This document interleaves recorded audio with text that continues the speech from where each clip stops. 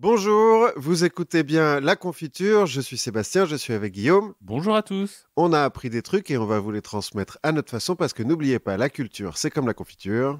Alors qu'on dirait pas au départ, parce que je veux dire, la confiture ça se mange, la culture c'est plutôt dans la tête, mais en fait, parfois c'est pareil. C'est la nourriture de l'esprit. Exactement. Ah, c'est le sucre de l'esprit. Ça donne de l'énergie pour penser. Est-ce que ça donne des caries du cerveau? Parfois, vu ce qu'on lit, Oui, parfois. parfois on a des caries du cerveau. Et de quoi allons-nous parler aujourd'hui, Guillaume? Alors, je pense qu'on va parler d'un homme de son temps, d'après ce que j'ai compris, Effectivement. et d'un autre homme de son temps, peut-être plus spirituel, et encore, je sais pas, on verra. Donc on va parler de deux hommes un peu exceptionnels, À leur façon, à leur façon. ça marche.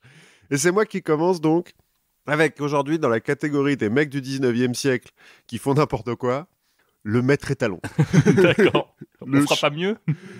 Peut-être, hein, on sait jamais, parce qu'il y a quand même beaucoup de mecs qui ont fait n'importe quoi au 19e siècle, mais alors celui-là, il est, à mon sens, champion toute catégorie, hein. On parle du fils d'un des plus vieux clans d'Écosse, D'accord. qui va devenir général dans l'armée révolutionnaire vénézuélienne, fondateur Ok. de l'éphémère République des Deux Florides, et maître étalon donc de l'escroquerie au Fort Royaume.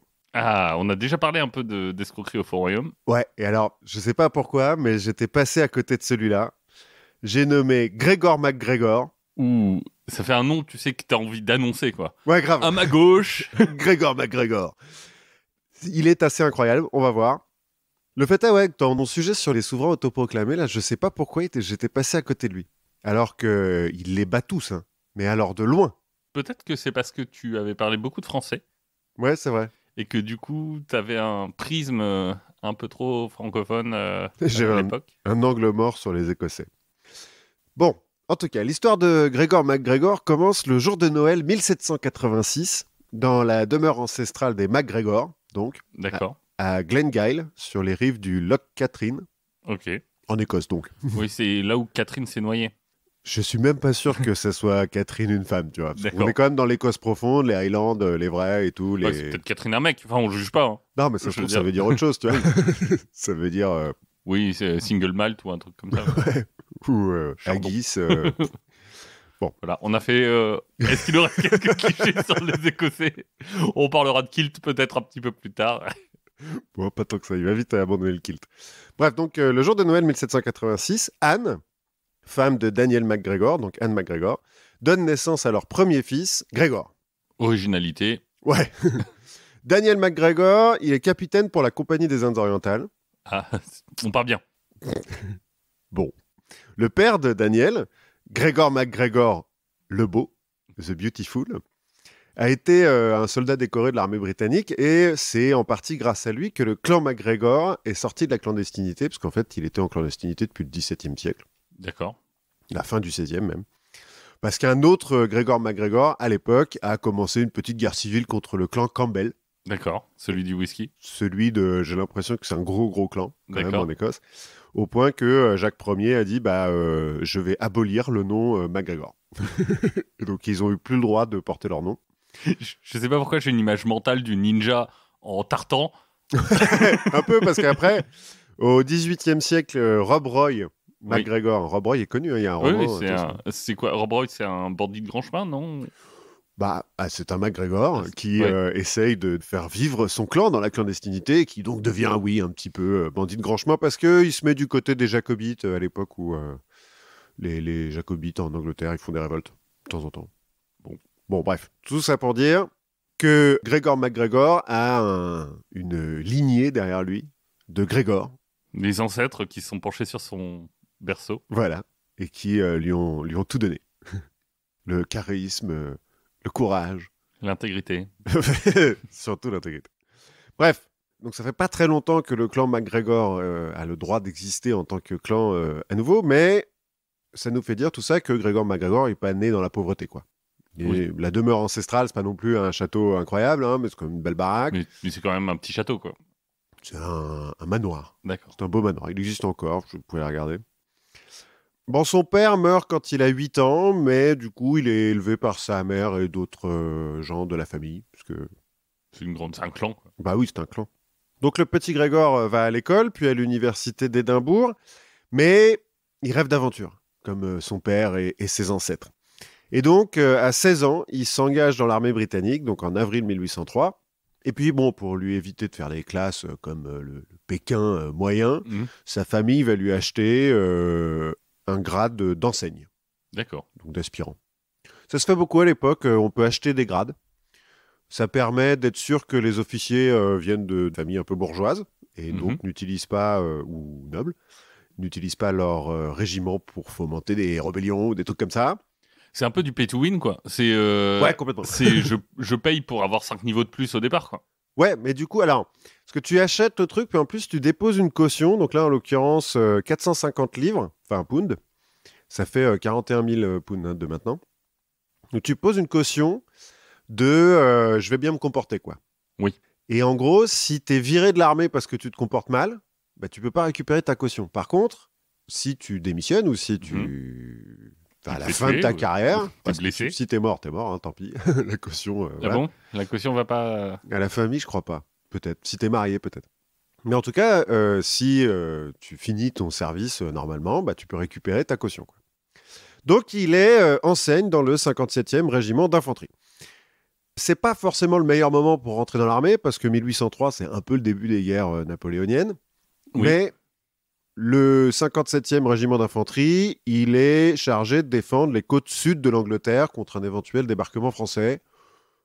Bon. On met des sacs de sable et on attend. Ouais, voilà. Vu qu'on parle depuis le futur, par rapport à lui, on sait qu'il n'a pas fait grand-chose, quoi. Bon. Il devait quand même être pas trop mauvais, élève officier, parce qu'au bout d'un an, il est nommé lieutenant sans avoir à payer, alors que normalement, il faut 3 ans. D'accord. Donc, il a 17 piges, il est lieutenant. Et il est envoyé avec son régiment à Gibraltar. Ça change, il y a un peu de soleil. Il y a un peu de soleil, mais enfin bon, à Gibraltar, les batailles, elles sont quand même surtout navales. Donc, le régiment d'infanterie, bon, ça va. Ils sont quand même un peu tranquilles. La même année où il est envoyé à Gibraltar, avant de partir, juste avant, il est présenté à Maria Bowater, fille d'un amiral de la Royal Navy, qu'il épouse en 1805. Et puis, comme elle apporte une grosse dot, parce que son père a des moyens, sa famille a des moyens financiers substantiels, il va profiter de cette dot pour s'acheter le grade de capitaine. Parce que bon... Oui, puis j'imagine que quand ton beau-père est amiral, les grades, ça va un peu plus vite aussi. Bah, normalement, il aurait dû attendre 7 ans en tant que lieutenant pour devenir capitaine. Puis là, bon, ouais, effectivement, peut-être que beau-papa a aidé un peu. Enfin, après, si tu payes, oui, on t'avance, hein, pas de problème. Donc 900 pounds hein, quand même de caution pour devenir capitaine. Et donc, il est basé à Gibraltar. Bon, il ne se passe pas grand-chose. En 1809, le 57e régiment d'infanterie est envoyé au Portugal pour défendre le pays, qui est un nouvel allié de l'Angleterre. On en avait un peu parlé à l'époque de Havas. C'est à ce moment-là qu'ils font du Porto. Voilà, par exemple. Bon, alors au début, il est censé garder la frontière, à un endroit où, par là que les batailles se font, donc très bien. Puis, il finit par avoir un conflit avec son supérieur. Possible que ça soit une histoire d'uniforme, parce que pendant qu'il était basé à Gibraltar, donc ils se battaient pas beaucoup, les mecs, mais lui, en tant que lieutenant, il faisait bien attention à ce que tout le monde, enfin, capitaine même, à ce que tous ses soldats soient toujours en uniforme d'apparat. Parce que, on va voir plus tard, Gregor MacGregor, les médailles, l'apparat, tout ça, ça compte pour lui. D'accord. Tu vois, il faut... Puis quand t'as rien d'autre à foutre, de toute façon... En plus. Non, mais il faut représenter la couronne, il faut être beau, quoi. Oui. Il se trouve, il y a une peinture qu'on postera peut-être de lui jeune, il est assez beau. Bon, après, plus que Grégor le Beau ? On ne sait pas. Je n'ai pas trouvé de peinture de Grégor le Beau, mais en tout cas, Gregor MacGregor, qui nous intéresse là, bon, beau de l'époque, hein, mais pas mal, quoi. Bref, donc, conflit avec un de ses supérieurs. Du coup, Grégor démissionne de l'armée en mai 1810. Donc, il n'a pas participé à la moindre bataille. Mais bon. Mais il est officier. Ben, il est capitaine. Comme il démissionne et qu'il n'a pas été non plus puni pour rien, il récupère ses cautions. C'est cool. Bon, un an plus tard, le 57e régiment d'infanterie, il va quand même se couvrir de gloire et perdre 75% de ses effectifs. C'est comme ça qu'on se couvre de gloire en général. Ouais. À la bataille d'Albuera. Et après ces batailles, les membres du régiment seront appelés les Die Hard. Ah, meurt un autre jour. Non, ça c'est James Bond. Rien à voir. Non, là c'est plutôt Die Hard, on va mourir maintenant, mais bien quoi. Mais ça va prendre beaucoup de coups. En gros, c'est leur officier supérieur qui est blessé, ils sont en train de tenir une ligne et tout. il est blessé, il est en train de mourir, et il dit aux autres, allez, soyez des die-hard et tout, on va mourir, mais voilà. Mais ils vont en chier pour Voilà. nous tuer, quoi. C'est ça. Bon, alors Grégor, il était parti avant, hein, donc Oui. en soi, il mérite pas vraiment son surnom, mais il Tant va qu'à quand même, faire. il va souvent le dire, qu'il vient des die-hard dans sa vie. Et bon, comme on est à une époque où c'est un peu difficile de faire du fact-checking, on dit ouais, ok, d'accord, cool. Il a quand même sa médaille hein, du Portugal et tout. Machin.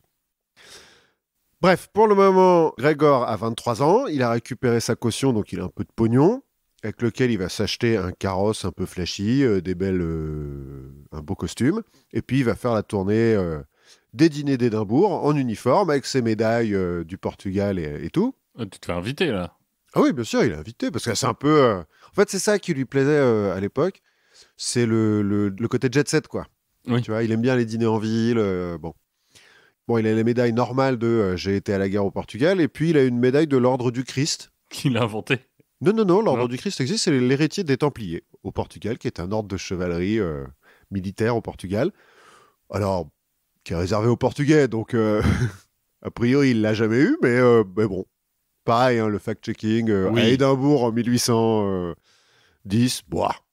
Sauf qu'Édimbourg, c'est un peu trop petit pour les ambitions de Grégor, et donc en 1811, il va déménager à Londres avec sa femme, et il recommence à faire un peu la tournée des popotes. Cette fois-ci, il se fait appeler Sir Gregor MacGregor, baronnet du clan MacGregor, où il y a effectivement un petit problème de on ne sait pas trop qui est vraiment le chef, mais en tout cas, on est sûr que c'est pas Grégor. Mais pareil, c'est loin, donc Oui. il peut toujours le dire, quoi.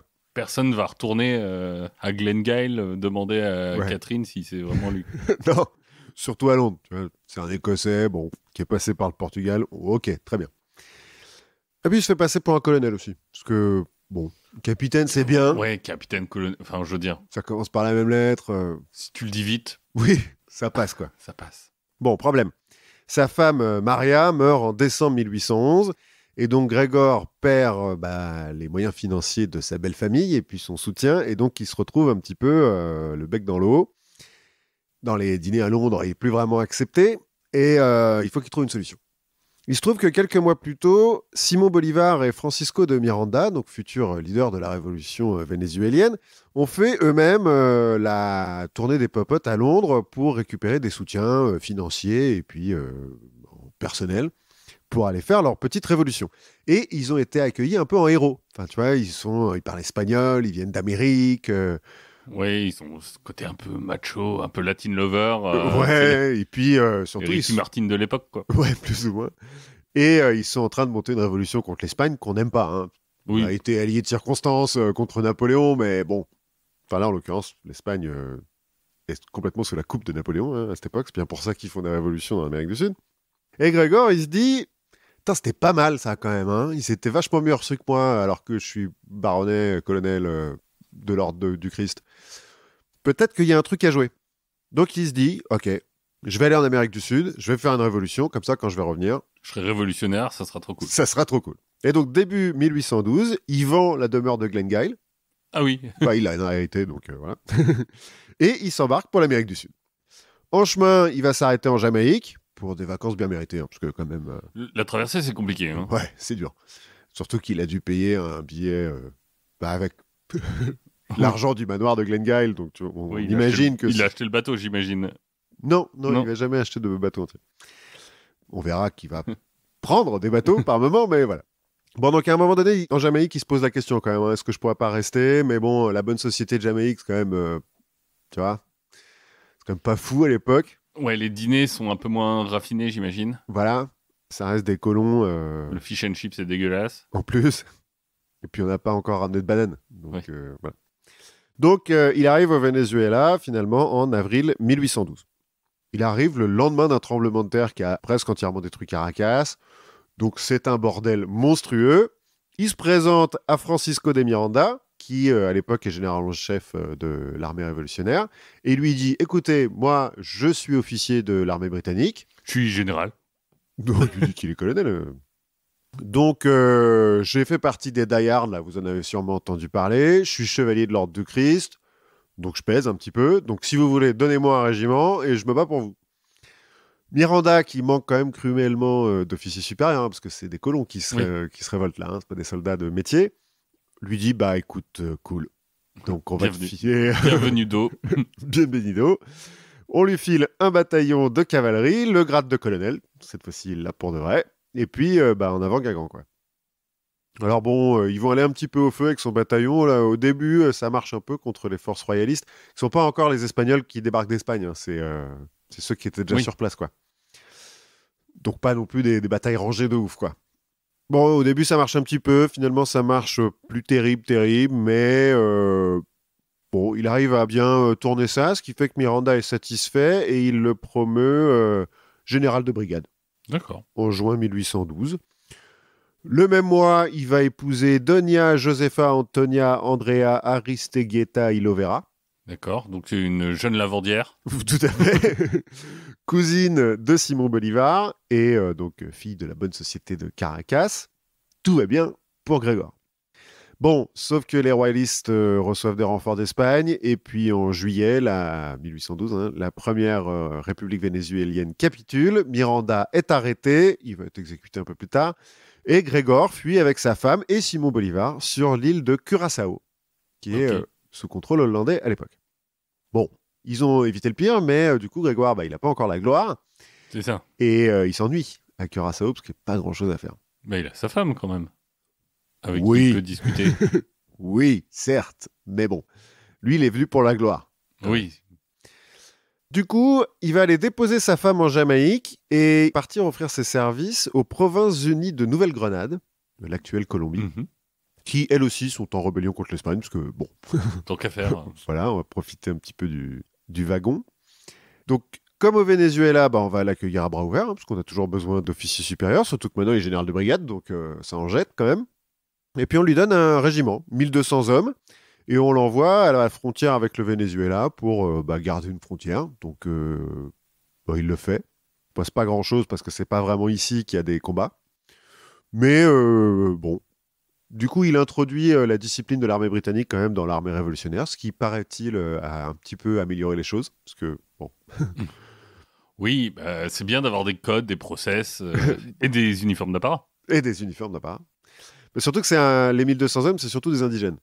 Donc, il leur apprend un petit peu à marcher au pas et tout. Ok, ça marche.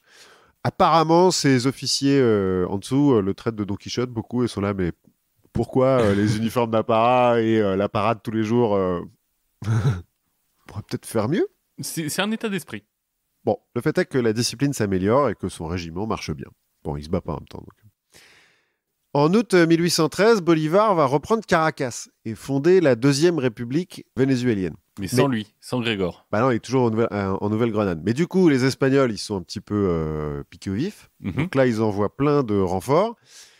Et un an plus tard, ils détruisent donc la deuxième république vénézuélienne et dans la foulée, ils matent les Provinces Unies de Nouvelle-Grenade.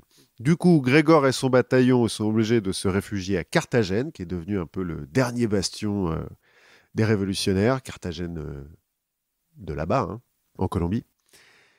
Au passage, il détruit un peu les infrastructures et tout, histoire que les Espagnols... Enfin, il fait un peu la terre brûlée, quoi. Et puis, siège à Carthagène, quoi. Là, on met les sacs de sable, il connaît depuis Gibraltar. Ouais, voilà. Bon, en gros, lui, il est venu avec 1200 soldats. Hein. Sur le siège, il y a 6000 soldats révolutionnaires, donc pas non plus lui qui dirige. Hein. Bon, après, c'est pas celui qui gueule le plus fort qui dirige au bout d'un moment. Si, peut-être. Je suis pas sûr que ça soit lui qui dirige. En tout cas, bon, siège qui commence en août 1815. Ah non, pardon, il y a 5000 défenseurs et 6000 soldats espagnols qui sont en train de faire le siège. Bon. Il semblerait qu'il participe à la défense de la ville. Lui, après, dira que c'est lui qui a tout géré. Enfin, tu vois, c'est lui qui a gueulé le plus fort. Déjà, 5000 défenseurs contre 6000 assaillants pour un siège, ça me paraît très peu. On est quand même dans des colonies qui sont pas hyper peuplées. Non, mais je veux dire, ça me paraît un rapport de force très favorable aux défenseurs. Oui, alors, siège, il y a un blocus maritime et un blocus externe. On est quand même dans la jungle. Hein, oui. Je pense qu'on parle de palissades en bois et tout. Hein, on n'en est pas au... Il n'y a pas de machicoulis et de... Non, a priori... Les Espagnols n'ont pas ramené de catapultes, mais ça devrait aller. Ouais, il y a quand même des canons à l'époque. Ses biographes sont un peu d'accord pour dire que son rôle n'a pas vraiment été déterminant pendant le siège, mais il était là. Le fait est qu'il s'est battu. En novembre, les défenseurs ne sont plus que quelques centaines, et donc ils commencent à trouver que c'est foutu. Donc, ils décident de forcer le blocus maritime pour rejoindre la Jamaïque. Ils font une jambard, quoi. Ils foncent. Allez, boum. Ils foncent tout droit en tirant. Et puis, ça passe. Ils arrivent tous à partir. En Jamaïque, du coup, il est un peu accueilli en héros, hein, Grégor, parce qu'il fait partie des mecs qui ont réussi à s'échapper de Carthagène. Donc, il est invité chez tous les colons anglais. Il exagère tellement ses exploits que les colons finissent par l'appeler le Hannibal de la Carthage moderne. Bon. On sait pas à quel point ils sont sérieux quand ils l'appellent comme ça. Ah non, je pense qu'ils y croient, parce qu'on va voir que Grégor, il est très convaincant. D'accord. Et que, sur un champ de bataille, c'est pas forcément lui qui brille. Par contre, après, j'en mets. C'est peut-être ça qui compte. L'histoire se souvient de ceux qui la racontent. C'est ça. Et lui, il raconte bien. Bon, sauf que on est toujours à Kingston, hein, la haute société, c'est quand même toujours pas ça. Et Grégoire, il sent qu'il a besoin de plus de gloire. Donc, quand Simón Bolívar organise une nouvelle expédition militaire au Venezuela, depuis Haïti, hein, qui est juste à côté, Grégoire, il l'y rejoint, et puis il va retrouver son grade de général de brigade, et puis hop, on y retourne, quoi. Allez. Mai 1816, il participe à la prise du port de Carúpano, donc au Venezuela, en tant que second du général en chef, Manuel Piar. Bon, Manuel Piar, il va finir par se faire exécuter par Bolivar plus tard, mais enfin bon. À l'époque, c'est la vie d'un général, hein. C'est une mort naturelle pour un général sud-américain, non? Ouais, plus ou moins. Dans les rapports de bataille vénézuéliens, il n'est pas mentionné, Grégoire MacGregor. Mais il était là, on sait qu'il était là. D'accord, on ne sait pas ce qu'il a fait. Rien, a priori. Mais bon, il le dira quand même qu'il a fait ça. En juillet, il est envoyé dans l'ouest du pays pour recruter des indigènes pour l'armée révolutionnaire. Donc ça le connaît, de transformer des indigènes en vrais soldats. Sauf qu'au même moment, les Espagnols commencent une contre-attaque depuis la Nouvelle-Grenade, justement, qui est donc à l'ouest du Venezuela. Et donc, Grégor, avec son nouveau régiment d'indigènes, il va se lancer dans son principal fait d'armes, qui est en fait une retraite. Parce qu'il va se barrer devant les Espagnols. Mais il va se barrer sur plusieurs centaines de kilomètres, en pleine jungle, il n'y a pas de route et tout machin, avec un régiment d'indigènes où ils sont 1200, les mecs. Leur but, c'est Barcelona, qui est sur la côte est, plus ou moins de la Venezuela, enfin pas très loin à l'est, mais quand même plutôt dans l'est. Et après une première escarmouche le 27 juillet, il finit par accepter une bataille rangée le 10 août. Et donc avec ces 1200 hommes qui sont surtout des archers, en fait.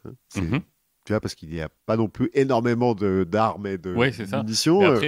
Après, la retraite dans la jungle, ça a dû être plutôt à son avantage, non? Enfin, j'imagine que ces hommes connaissent mieux la jungle que les Espagnols. Oui. Et puis, lui, il n'a pas de chariot. Ils ont 15 chevaux pour 1200 mecs. Ils n'ont pas de canon à transporter. Donc, effectivement, ils vont plus vite. Mais là, ils sont un peu coincés. Ils sont obligés de se battre. Et en fait, avec ces archers indigènes, il arrive à mettre en déroute la cavalerie espagnole parce qu'il les a bien placés derrière un talus et tout, machin. Et puis que les Espagnols ont foncé comme des cons. En disant ça va être facile, c'est des indigènes. Voilà. Donc, ils gagnent. Et le 20 août, après 34 jours de marche, ils arrivent sains et saufs à Barcelona. Et ils sont acclamés en héros. Ça y est. Là, c'est bon. Pour une fois, en plus, il a vraiment fait le truc et tout. Il a vraiment fait les 34 jours de marche. Il a vraiment participé à la bataille. Le 26 septembre, il va participer aux côtés de Manuel Piar donc, à la victoire des révolutionnaires à El Runcal. Une bataille assez importante. Oui, elle est assez connue, la bataille d'El Runcal. Bien sûr. Mais bon, au Venezuela, je pense qu'elle est connue. Mais suite à des désaccords avec Piar, il va se retirer sur Margarita Island, qui est une île qui est un peu au large de Barcelona, justement, et qui est un bastion révolutionnaire, parce que, comme c'est une île, en fait, les Espagnols n'y vont pas. D'accord. Donc il enchaîne Curaçao, Margarita. Ouais, c'est vrai. J'avais pas fait le lien, mais ouais. Bon, du coup, il est célébré en héros, quand même, parce que sa retraite, là, on en a parlé. On l'appelle le Xénophon des Amériques. Rien que ça. C'est pas les natifs qui l'appellent comme ça. Non. Tant pour les natifs, il y a forte chance qu'il les ait laissés. Oui. Je me demande à quel point c'est pas lui, tu vois, qui est passé entre les rangs en disant putain, on dirait Xénophon et tout. Pour après revenir devant. C'est qui Xénophon? Pardon. Ta gueule. Dis-le, t'inquiète. Tu sais, ou alors il est sur le podium comme ça et puis il met sa main pour cacher son truc. Xénophon, ouais. Ou alors à la Trump, tu sais, genre. Les gens m'appellent le Xénophon. Oui. Encore ce matin, j'ai croisé un... Vous allez sur les marchés, parce que moi je suis allé sur un marché, et encore une fois on m'a dit, mais vous êtes le Xénophon des Amériques. Ouais, vous êtes le véritable Xénophon des Amériques. Bon, bref, il est au fait de sa gloire, là. Mais il trouve que c'est pas encore assez, et puis il commence à croire, je pense, à sa propre légende. Il se dit, mais c'est bon, en fait, je suis un vrai général de ouf et tout, je peux faire tout ce que je Je veux, suis un quoi. stratège. Ouais, je suis xénophon, quoi, putain. Et du coup, quand le général Arismendi, qui est là, un autre général, lui demande d'aller envahir la colonie espagnole de Floride pour un petit peu casser la base arrière des Espagnols en Amérique, il accepte immédiatement. Il se dit, bah ok, cool. Je veux dire, il y a quoi? Il y a en Floride, il y a des alligators et un marais, quoi. Et Disneyland. Facile. Bon, le général Arismendi lui a pas donné de troupes non plus. Il lui a dit, bah t'inquiète, tiens, t'as qu'à aller faire ça, parce que t'es si fort. Vas-y, Xénophon, on te regarde. Bah ça, c'est pas grave. Grégor, il va aller à Haïti pour lever une armée, comme Bolivar l'avait fait un peu plus tôt. Bon, sauf qu'il n'y a plus personne à lever, du coup, parce que Bolivar, il a pris tout le monde. Ils sont tous partis en Amérique du Sud. Voilà. Donc, Grégor MacGregor, il va aller aux États-Unis, en se disant qu'à terme, les États-Unis vont vouloir récupérer la Floride, parce que quand même Oui, plus ce serait pas mal, ouais. collé aux États-Unis qu'au Venezuela. Et bizarrement, il va réussir son coup. C'est-à-dire qu'il va réussir à lever 160 000 $ auprès de mécènes qui se disent ouais, la Floride, c'est pas mal. Alors 160 000 $ à l'époque, ça fait quelques quinzaines de milliards maintenant. Ouais, ça doit faire beaucoup. Ah, j'ai pas regardé sur les dollars combien ça faisait, parce qu'on verra après qu'il va lever beaucoup d'argent, mais... Bon, en tout cas, 160 000 $ pour acheter du matériel et tout. Il va recruter plusieurs de centaines d'hommes, notamment en leur promettant des parcelles de terre fertile en Floride. Tu vois, il leur dit, bah écoutez... Vous allez faire pousser des oranges? Ouais. Non, mais surtout, il leur file des certificats, tu vois. Oui. Il écrit des certificats, puis il dit, bah voilà, si tu viens avec moi, voilà 5 hectares de terre fertile en Floride, où tu veux. Tu te démerdes, tu choisis. Comme ça marche. Et donc, en juin 1817, il va partir de Charleston avec 80 hommes pour attaquer Amelia Island, qui est un repère de pirates, en fait, qui est au large de Jacksonville, de l'actuel Jacksonville. C'est une île. Tu nous avais pas déjà parlé de Pirates de Floride? Je me demande si c'est pas toi, parce qu'on va y croiser un copain de Lafitte. De Lafitte? Ouais. Ah, moi, je pensais, tu sais, au mec qui avait décidé de devenir pirate, au fermier qui avait décidé de devenir pirate. Ça te dit rien? Bon. Ça, je me souviens pas. Mais c'est possible.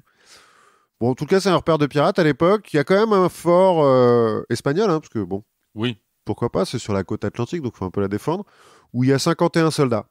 Mais donc, quand ils voient arriver le bateau, et puis Grégor MacGregor en grand uniforme et tout machin, les Espagnols, ils prennent peur et ils se rendent. Donc, il prend le fort. Voilà. Puis il prend l'île, l'île n'est pas très grosse. Il va du coup proclamer la République des deux Florides. Parce qu'en fait, il y a la Floride de l'Est et la Floride de l'Ouest à l'époque. Bon. Dont il est le chef, du coup. Parce que tant qu'à faire... c'est une république, il a dû être élu. Enfin, j'imagine par lui. Oui, plus ou moins. Il va créer un drapeau quand même aussi, pour faire le truc bien. Une croix verte sur fond blanc. Il n'y a pas de tartan dessus? Non, mais tu sais, un peu comme le drapeau d'Angleterre, sauf que la croix soit rouge et verte. D'accord. Bon, pourquoi pas. Il va essayer de taxer les pirates, que ça fait bien marrer. Parce que... oui. On va te faire une déclaration. Pas de problème. Je crée mon compte sur France Connect et je suis à toi. Et il fait quand même venir les autres recrues. Parce que 80, c'était pas beaucoup, je t'avais dit, plusieurs centaines de recrues. Il les fait venir sur l'île. Bon. En juillet, ses lieutenants lui disent, bon, écoute, c'est cool, on a l'île de Amelia Island, mais qui est toute petite. On pourrait peut-être attaquer le reste de la Floride pour avoir une vraie république des deux Florides. Mais lui, il dit, non, attends, on va se préparer quand même, je suis pas sûr. Bon, il y a un moment donné où ces soldats, ces recrues, là, ils ont dit, écoute, c'est bien, les petits papiers là, mais faut qu'on bouffe quand même. Donc, oui, faut être payé quand même. On devrait être payé, oui, c'est ça. Donc il va les payer en dollars d'Amelia, qui vient d'imprimer. Écoute. Ça marche, plus ou moins. Bon, en tout cas, ça les calme pendant un moment. Ça marche, mais pas longtemps. Pas longtemps. En même temps, le 3 septembre, les Espagnols qui ont un peu repris leurs esprits massent une armée de l'autre côté du petit bras de mer entre la Floride continentale et l'île d'Amelia. Grégor juge donc que la situation est désespérée et le 4, il annonce à ses troupes qu'elles l'ont trahi, que c'est de leur faute et il se barre. Il fait ce qu'il fait de mieux faire, la retraite. Voilà, et il rejoint les Bahamas. En pratique, Amelia Island va résister aux Espagnols pendant quelques mois grâce donc à un des compères de Jacques Lafitte, un certain Louis-Michel Horry, corsaire français lui aussi, qui va finir par livrer l'île aux Américains au moment où plus ou moins les Américains vont dire bon on va prendre la Floride. On est d'accord. Ça intéresse plus personne, c'est bien. Ok, cool. On sait quoi en faire des alligators. À Nassau, donc aux Bahamas, Grégor arrive à transformer son échec en réussite, notamment en créant des médailles commémoratives de la République de Floride, sur lesquelles il inscrit Amelia Veni Vidi Vici. Bon, il s'est pas battu, mais... Ouais, et puis c'est pas non plus... il a pas conquis l'Italie, quoi. Non, mais voilà. Et sur la médaille aussi est marqué Duce Mac Gregorio Libertas Floridarium, donc la Floride sous les ordres du chef Mac Gregorio. Du Duce. À l'époque, ça marchait encore. Ouais, à l'époque ça. C'est du latin, c'est bon, ça passe. Et il va prétendre aussi que Louis-Michel Horry, en fait, c'est son lieutenant et que c'est lui qui a donné l'ordre à Horry de garder l'île pour les Américains. Oui, c'était le plan dès le départ. Voilà. Comme d'habitude, on peut pas vraiment faire du fact-checking, donc on dit, ok, écoute, c'est convaincant, donc très bien. Bravo. Mais voilà, on va quand même pas s'arrêter là-dessus non plus, il faut continuer. Pour Grégor, et donc quand le capitaine du bateau qui l'a ramené d'Amélia lui propose de l'emmener en Angleterre pour aller lever des troupes, comme Simon Bolivar l'avait fait quelques années plus tôt, Grégor, il accepte. Il se dit, mais ouais, super. C'est pour ça que je suis né. Oui, plus ou moins. À la base, c'est pour ça que je suis parti en plus. Oui, c'est ça. C'est pour ça que ça fait 10 ans que je me bats au soleil. À Londres, les envoyés de Simon Bolivar, qui a promu Grégor général de division, entre-temps. D'accord. Parce que, voilà. Lui donne 1000 pounds pour recruter des soldats. Mm-hmm. Mais Grégor, il est rentré à Londres, donc il va dans la haute société, donc il faut qu'il se refasse une garde-robe. Donc des uniformes, ouais. Voilà, donc il dépense les 1000 pounds, et puis...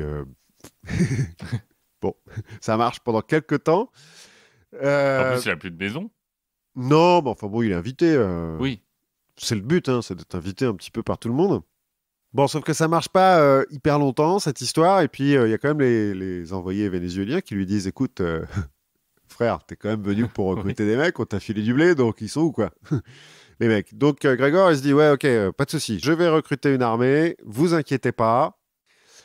Du coup, il va brader des grades d'officier pour engager un petit peu des jeunes de la haute société. Et il va promettre aux soldats de base $80 en argent une fois arrivé en Amérique. Du coup, ça marche. Il a pas mal de prétendants. Puis c'est pas lui qui doit les payer, donc. Il les a pas, surtout. Donc, oui, non, mais personne va les payer. Oui. Il les promet, quoi. Ça coûte pas grand-chose. Non. Quand il promet des trucs, ça marche bien. Quand on lui dit, écoute, va attaquer la Nouvelle-Grenade, parce que là, en Venezuela, il y a un petit peu un statu quo pour l'instant, donc vas-y, maintenant que tu as une armée. Il va embarquer le 18 novembre 1818 sur un navire qu'il a rebaptisé le Héros, parce que ça en jette, avec 50 officiers et 500 soldats. Largement de quoi prendre la Colombie. Voilà. Bon, ils ont oublié les armes et les munitions, parce qu'ils n'avaient pas de quoi les payer. Mais bon, bref. Mais ils les auront en arrivant. Voilà. En février 1819, il arrive à convaincre des marchands sud-américains, pendant qu'il est à Haïti, de financer l'équipement de ses troupes. Donc du coup, c'est bon. Maintenant, ils ont des munitions et des fusils. C'est cool. Il essaye de refaire le coup en Jamaïque. Et puis là, les autorités en Jamaïque elles lui font « Mais dis donc, c'est un peu du trafic d'armes que tu es en train de faire. » Attention. Et là, il leur dit « Ouais, je vous fais une déclaration. France Connect. » Je fais là, c'est bon, je me casse. Pas de problème. Et donc, le 9 avril 1819, il va débarquer 200 hommes qui va laisser au colonel William Rafter, un de ses officiers, qui va débarquer en Nouvelle-Grenade et ils vont prendre le port de Portobello, qui est au Panama actuel. Qui est un joli port. Alors, oui. Vu le nom. Faut croire. Donc, ils le prennent pendant la nuit, en fait. Ils profitent de la nuit pour rentrer dans la ville et puis, ok, cool, c'est bon, on a pris la ville. Qui n'était pas défendu, donc en fait, voilà, c'est quand même plus facile. On est venu, on a dit que c'était à nous. Voilà. Du coup, le 10, Grégor débarque, et puis il s'attelle tout de suite à créer un nouvel ordre de chevalerie, médailles, un drapeau, des trucs comme ça. Un hymne. Bien sûr. Et puis, il laisse ses troupes faire ce qu'elles veulent en ville. Bon, du coup, elles font rien. Et au matin... Ce qui est déjà pas trop négatif. Ouais, non, elles pillent pas. Elles pillent pas, il n'y a pas de saccage. Bon. Ils s'amusent, quoi. Oui. Mais ça va, il n'y a pas de massacre, il n'y a pas de trucs comme ça. Finalement, on est venu libérer des gens qui sont très contents d'être libérés. Ça ne change pas grand-chose pour eux. Oui. Ils voient débarquer des gars à qui ils peuvent vendre de l'alcool. Bon, Ouais, voilà, plus ou moins. bon ils n'ont pas d'argent, certes. Mais ils en auront un jour. Ouais, ils vont avoir $80 en argent à un moment donné, peut-être. Au matin du 30 avril, donc 20 jours plus tard, les Espagnols se sont un peu repris et donc marchent sur la ville. Et puis rentrent dans la ville parce qu'en fait, comme on n'a pas organisé les défenses, il n'y a pas de défense.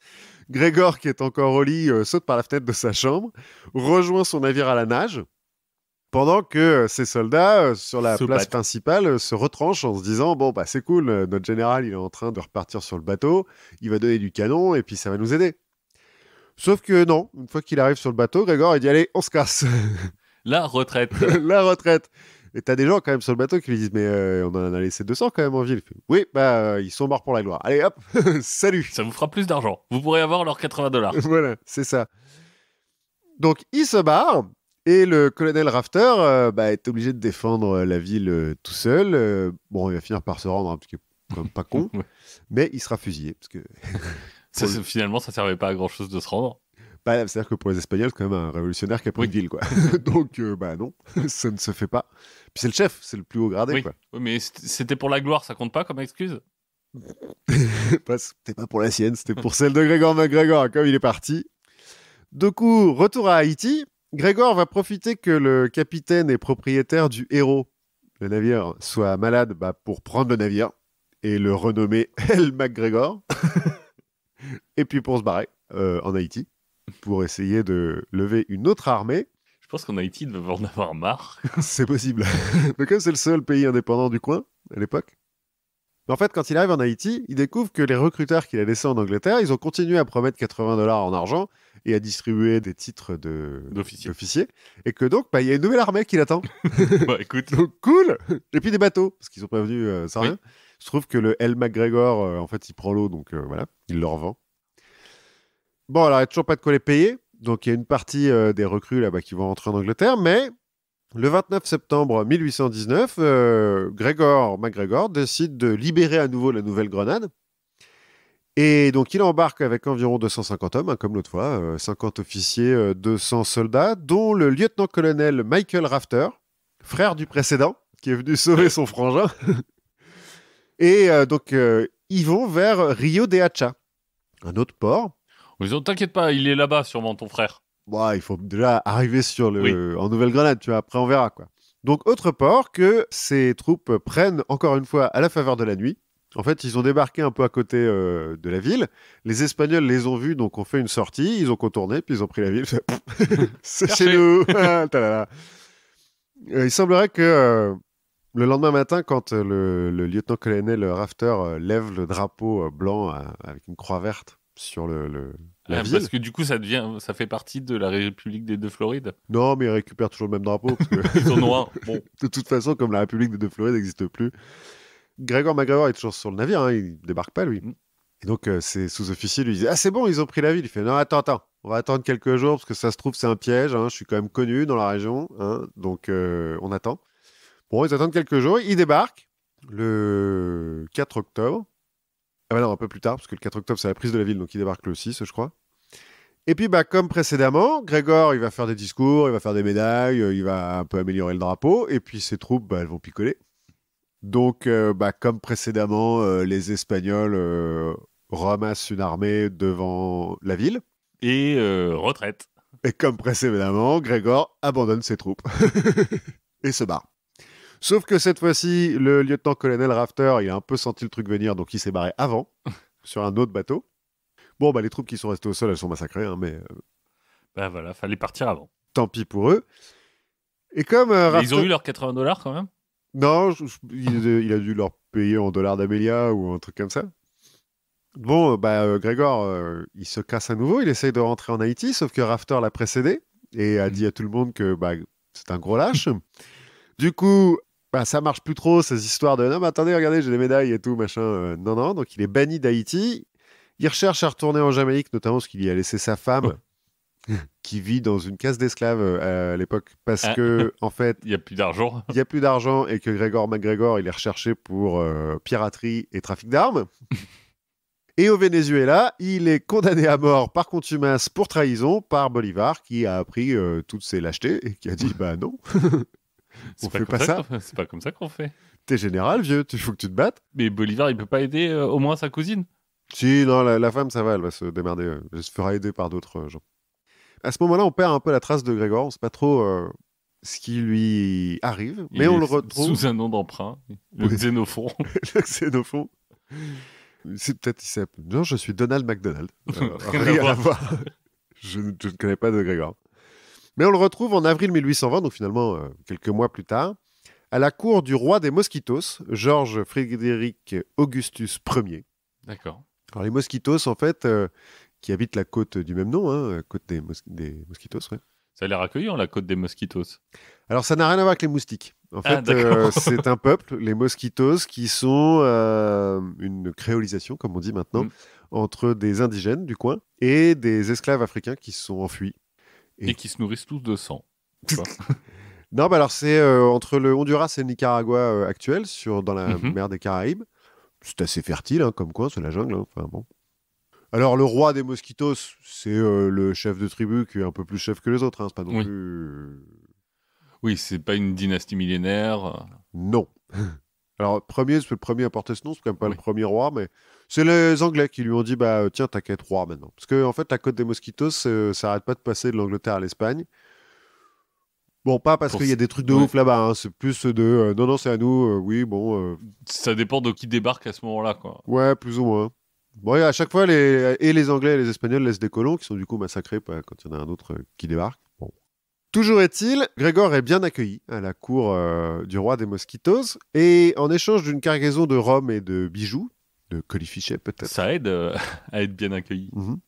En échange de cette cargaison, donc, le roi, Georges Frédéric Augustus Ier, accorde à Grégor un document qui lui donne à lui et à ses descendants une région de 32 000 km² sur la côte des Mosquitos. Donc, il a le droit de l'exploiter comme il le souhaite et il a un document signé qui lui donne ce droit. Bon, super. Et là, Grégor, il a l'idée de sa vie. Il n'y a pas besoin de conquérir cet endroit, puisque déjà, il a un document signé, puis que de toute façon, il n'y a rien. Enfin, à part quelques tribus d'indigènes, mais qui s'en foutent, en fait, un peu de Grégor MacGregor.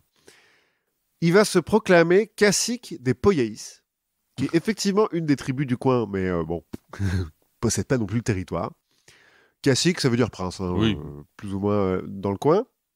Et il va rentrer à Londres avec la ferme intention de faire fructifier son titre et puis sa légende, quoi. Il est devenu cacique, quoi. Donc, à Londres, il rentre à la mi-1821. Avec sa femme, j'imagine. Oui, il apprend au passage et tout. D'accord. Ils ont eu des enfants et tout, machin. Non, mais alors sa femme, il y a une photo, elle est très belle.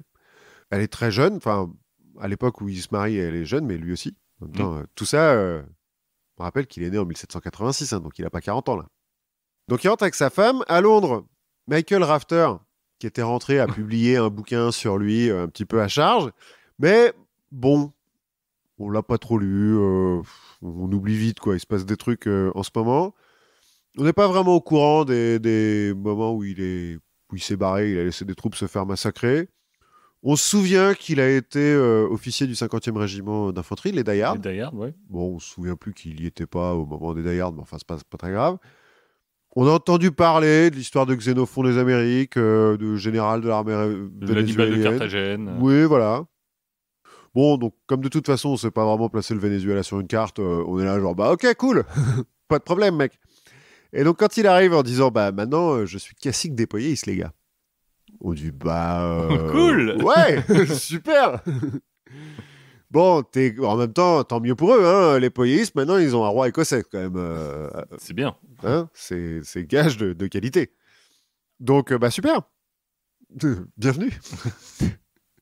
Tu reprendras du haggis. Voilà, c'est ça. Ah non, parce qu'il rentre à Londres, hein, pas à Édimbourg, hein, au début. Donc, en fait, il devient la coqueluche des dîners en ville. Parce que, tu vois, c'est le roi blanc qui rentre de son pays lointain où il a apporté la civilisation. La lumière de la civilisation. Bien sûr. Et qui vient à Londres pour lever de l'argent, pour aider ce peuple lointain. Donc il est même reçu à une cérémonie officielle à la mairie de Londres. Le Lord Maire de Londres l'accueille officiellement en tant que cacique. Il est un peu traité comme Simon Bolivar 10 ans auparavant. On pourrait dire, il a réussi. Ça y est. En fait, sa mission, c'est bon, c'est fait. Sauf qu'au bout d'un moment, on va lui dire, tu veux pas rentrer chez toi maintenant? Non, en fait, il va commencer à étoffer son mensonge un petit peu. Donc, il va inventer un drapeau, un blason, des titres. Bon, ça, Ça, il sait faire. Hein. Ouais, il sait faire. Il va faire imprimer une proclamation au Poyaïs, pardon, dans laquelle il va nommer le capitaine de bateau qui l'avait ramené la première fois de Londres. Ils sont restés potes. Donc, il le nomme vice-cacique. D'accord. Bon, ça coûte rien en même temps, le mec, voilà. Mais donc, il fait imprimer cette proclamation, puis il la distribue un petit peu partout en ville.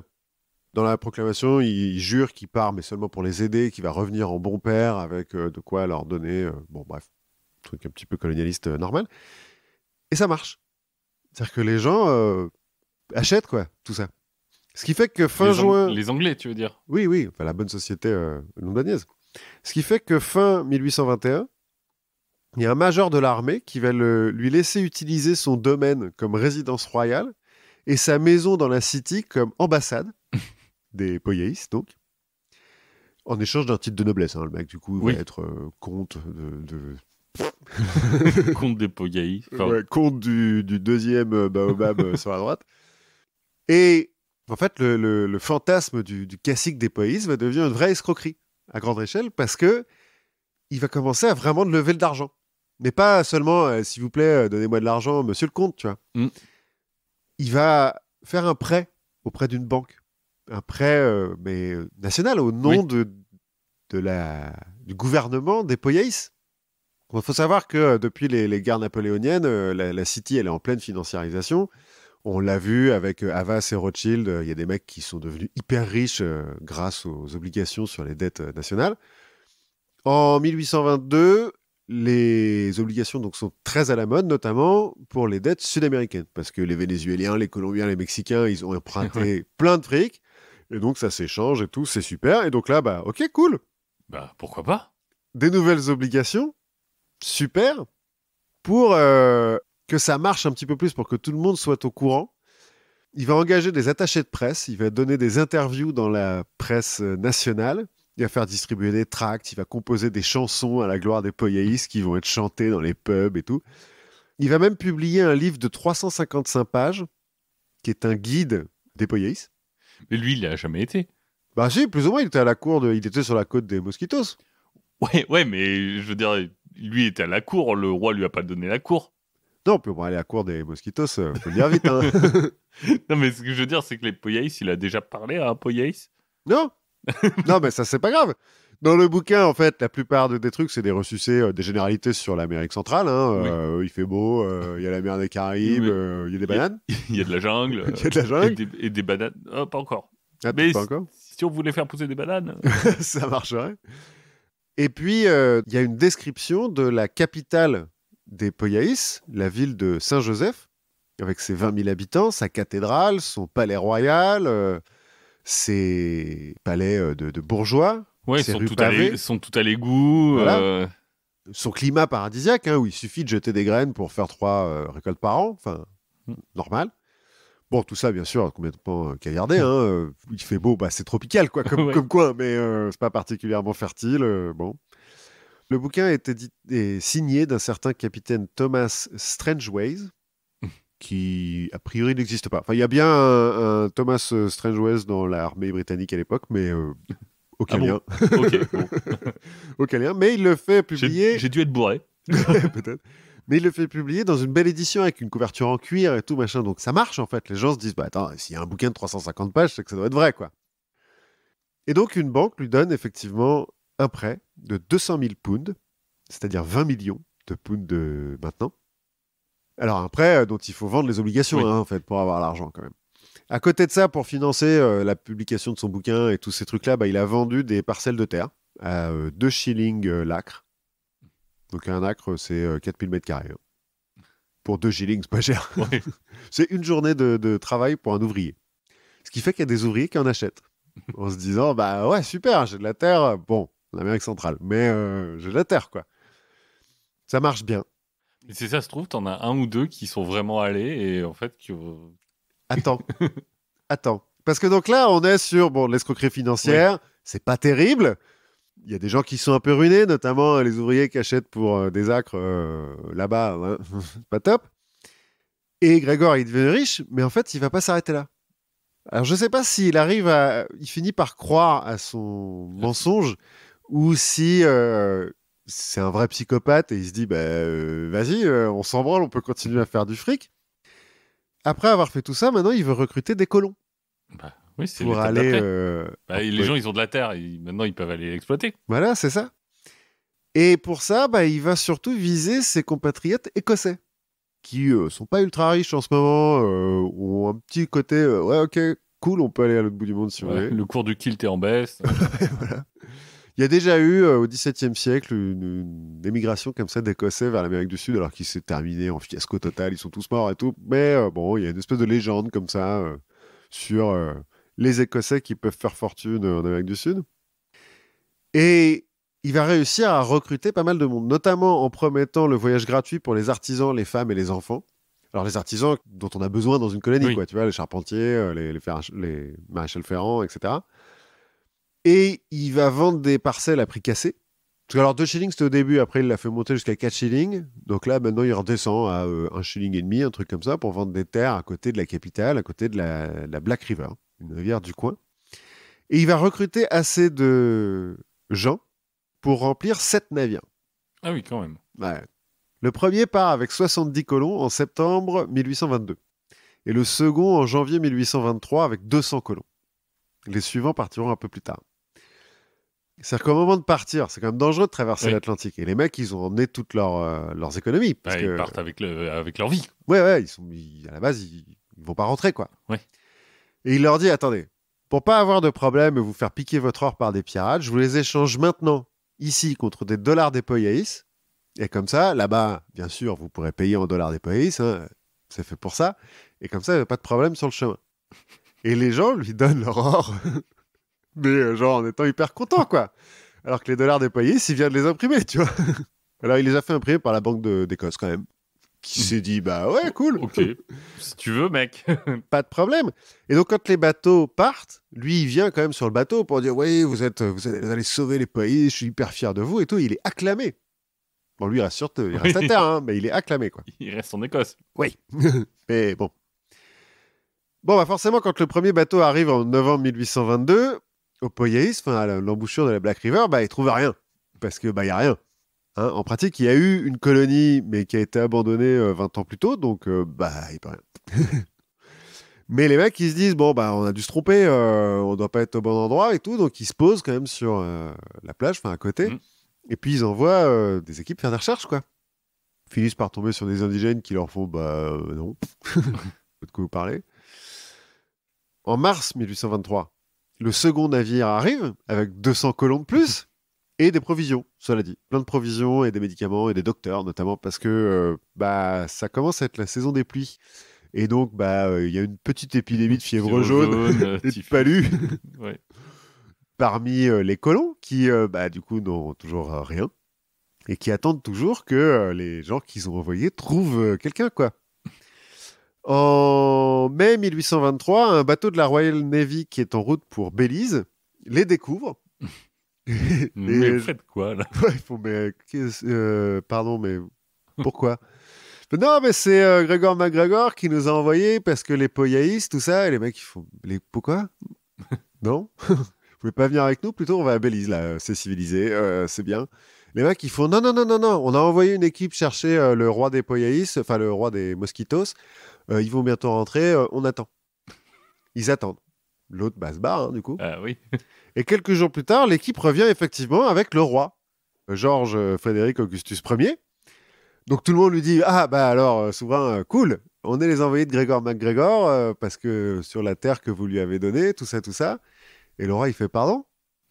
Mais alors non, je lui ai pas donné de la terre pour qu'il envoie des Écossais, hein. C'est mort. Les autres font, non, mais il nous a montré un papier signé et tout, machin. Il fait, ah ouais, non, mais alors, non. Alors déjà, moi, je suis roi vitef, hein, quand même. Je veux dire, bon. Donc, non, vous n'avez pas le droit d'être là. Donc, merci, monsieur, dame, mais il faut partir maintenant. Parce que vous êtes chez moi, quand même. C'est ma jungle. Hein, il n'y a pas assez de place pour tout le monde. Voilà, c'est pas l'armée du salut ici non plus. Hein, donc, vous dégagez là avec vos kilts et tout. Hop. Et bah donc les colons, ils sont évacués quand même petit à petit par le bateau de la Royal Navy qui est revenu quand même de Belize en se disant non, on peut pas les laisser, c'est pas possible. Pour faire plusieurs voyages parce qu'ils ont beaucoup. Ah, dans l'embouchure de la Black River, il y en a que 7 ou 8 qui vont mourir de maladie, mais en arrivant à Belize, il y en a 180 de plus sur 220 à la base. Non, un peu plus que ce que je dis. De quoi il meurt à Belize? 270, moi j'ai compté. Mais... Oui, 270. Ils meurent de la fièvre jaune, hein, Ah, parce oui. qu'en fait, les mecs, ils arrivent à Belize, ils sont déjà malades, donc Oui. voilà, ils meurent. Du coup, la Royal Navy va intercepter les 5 autres navires qui sont partis quand même, en leur disant non, non, non, Stop. c'est bon, vous pouvez vous arrêter là, c'est cool, et va en ramener quelques-uns, des colons quand même. Alors, il y en a quelques-uns qui vont rester aux États-Unis, il y en a qui sont trop malades pour repartir tout de suite, mais il y en a quelques-uns qui rentrent en Angleterre en octobre 1823. Et bizarrement, quand ils arrivent, c'est pas à Gregor MacGregor qu'ils en veulent, c'est aux officiers. C'est aux capitaines des navires qui les ont emmenés. Il y a un des capitaines qui les a lâchés, quand même, qui s'est barré et tout. Bon. Et aux officiers qui ont commandé les missions pour aller voir le roi des Mosquitos, quoi. Oui. Ils disent non, mais c'est de leur faute à eux, là. Le roi des Mosquitos, il était hyper vénère quand il est arrivé et tout. Ça peut pas être la faute de Grégor. Il a un papier signé. Ouais. C'est les autres, ils ont dit n'importe quoi. Bon, cela dit, Grégor, il savait que les mecs allaient rentrer. Bon, il s'est barré. Courageusement, il a emmené femme et enfants avec lui pour arriver à Paris en novembre 1823, où il apprend de ses erreurs et donc il recommence. Il fait la même chose. Voilà, il traduit son livre en français. Il va recommencer en s'associant avec les dirigeants de la compagnie de Nouvelle Neustrie, qui vont l'aider à trouver des investisseurs et des colons, et obtenir un nouveau prêt de 300 000 pounds, donc un peu plus, encore une fois, dont il vend les obligations. Alors, ça marche pas terrible, en pratique, cette fois-ci, les obligations. Et puis, il y a un autre truc, c'est que les autorités françaises, quand elles voient arriver tout un tas de demandes de passeport pour aller dans un pays qu'elles connaissent pas, parce que les poyéis, les autorités françaises, elles disent, attendez, pourquoi vous voulez tous aller là-bas, là, il se passe quoi? Donc on leur raconte que Gregor MacGregor leur a vendu des terres et tout, machin, et les mecs ils font, alors non. C'est pas possible. Est-ce que c'est parce qu'ils ont eu vent de ce qui s'est passé en Angleterre ou pas? Je sais pas. Mais Ou de Gregor MacGregor. Ouais, peut-être que effectivement en France il est pas connu, donc là on fait bah non. Ça sent quand même très très fort l'arnaque cette histoire. Donc ils arrêtent tout le monde, les Français, sauf le directeur de la compagnie de Nouvelle Neustrie qui est à ce moment-là en Belgique. Non, il est en Belgique pour chercher des investisseurs et donc on lui dit rentre pas avec. Parce que là c'est un petit peu. Donc Grégor et ses associés anglais et écossais sont envoyés en prison le 7 décembre 1825. Et comme le directeur de la compagnie de Nouvelle Neustrie n'est pas là, ils lui mettent tout dessus. Ils font ah bah non mais nous on n'a rien fait, c'est lui. C'est lui, il a publié un bouquin et tout, machin, il a fait croire qu'il avait des terres, machin. Nous, on l'a cru. Nous, on l'a cru, on est bêtes, désolé, on est écossais, bon. Et aussi bizarre que ça puisse paraître, au bout de quelques mois, il est libéré. Il est acquitté, en fait. On dit, non, c'est pas de ta faute, c'est la faute du directeur. Donc, va-t'en. Il a fait 6 mois de prison. Entre-temps, il y a eu une crise économique en Angleterre à cause notamment des obligations en Amérique du Sud et des obligations sur la dette des poyéis qui n'existent pas. Donc, oui, donc les 200 millions... voilà, ils ont disparu. Donc, quand il rentre à Londres à l'automne 1826, il est arrêté. Mais pas pour avoir envoyé des mecs à la mort en Amérique du Sud. Ah non, pour l'argent. Oui, pour avoir fait perdre de l'argent à des gens riches. Voilà, pour défaut de paiement sur les obligations des poyéis. Mais encore une fois, il va tout mettre sur le dos de quelqu'un d'autre, en l'occurrence le directeur de la banque qui lui a accordé un prêt, et il est libéré au bout d'une semaine. Il doit avoir un petit peu de bagou. Ah mais c'est un truc de dingue. Et puis là, encore une fois, donc il apprend de ses erreurs, et il recommence. Il prend un nouveau prêt, il remet des obligations, alors cette fois-ci, ils vont vraiment pas marcher. Donc ça, c'est en 1827, il a un prêt de 300 000 pounds à nouveau. Comment il y a des mecs qui lui filent encore du fric, on sait pas, mais il le fait. Je pense qu'ils s'en foutent parce que... oui, en même temps, si les obligations se vendent pas... Oui. Mais ça va durer 10 ans quand même, cette histoire. Pendant 10 ans, il va vendre des obligations sur la dette des poyéis et des titres de noblesse, et des titres de propriété et des certificats de machin. Il change un petit peu l'histoire de temps en temps. Il y a un moment donné où il est cacique, après il devient président. Les Oui, poyaïs, c'est un système démocratique. Suivant ce qui est en vogue à l'époque. Oui, voilà. Et à un moment donné, c'est un système tricamériste, hein, quand même. Tu vois. Allez. Celle-là. Et si vous insistez, on peut mettre une 4e chambre. Ouais, pas de problème. Donc ça change un petit peu, mais il continue. Au point qu'il y a même d'autres mecs qui vont dire ouais, mais nous aussi, on vend de la terre, des poyaïs et tout. Enfin. Et puis, en mai 1838, Josepha MacGregor meurt à Édimbourg. Et Grégor, dévasté, décide que c'en est trop. Il repart pour le Venezuela, où Simon Bolivar est mort. Ouais, mais il est toujours condamné à mort, non? Bah non, du coup, comme Simon Bolivar est mort, Ça vaut plus. on a oublié. On a un peu oublié tout le truc. Le seul truc dont on se souvient, c'est la retraite jusqu'à Barcelona, le moment de gloire.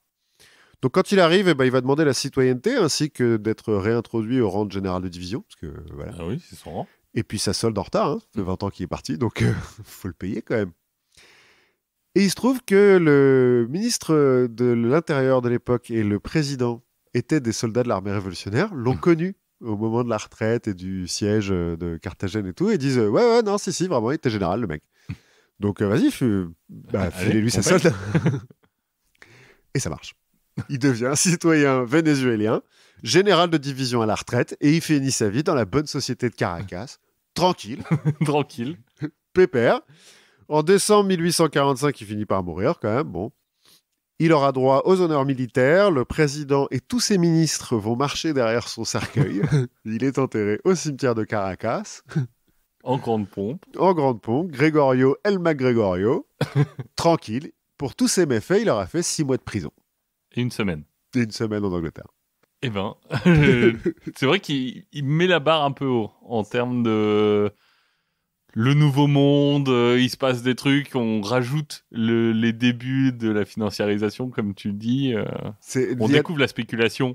Ouais, il y a des gens qui disent que c'est la plus grande escroquerie de l'histoire, parce que même si en argent c'est moins que Madoff ou Ponzi, c'est tellement gros le truc, et ça va tellement loin, parce qu'il envoie des mecs, il y a quand même 180 mecs qui meurent. Hein. Oui, mais c'est toujours pareil, ces grandes arnaques, elles sont complètement dans l'air du temps. Ah oui. Ouais, c'est vrai qu'il utilise l'air du temps de, il y a encore des terres à coloniser.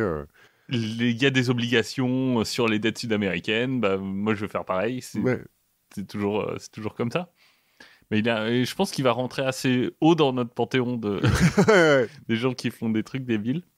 Moi je voulais te parler d'un mec un petit peu, c'est pas tout à fait le même genre d'histoire, mais je voulais te raconter l'histoire de Tsangyang Gyatso.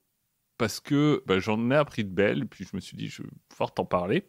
Puis a priori, il vient pas d'Écosse, du coup. Non, il vient pas d'Écosse. Tu connais peut-être pas, mais son nom doit au moins te mettre la puce à l'oreille, hein, puisque je connais ta connaissance du tibétain.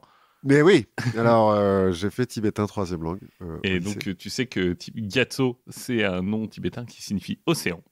Oui. Et c'est le nom traditionnel du Dalai Lama. Voilà, l'océan de sagesse. On reviendra pour savoir pourquoi il s'appelle océan de sagesse. Mais il se trouve que Gyatso, en tibétain, ça veut dire océan. Ils connaissent bien le tibétain, l'océan. C'est ça. Le littoral tibétain est bien connu pour ses plages.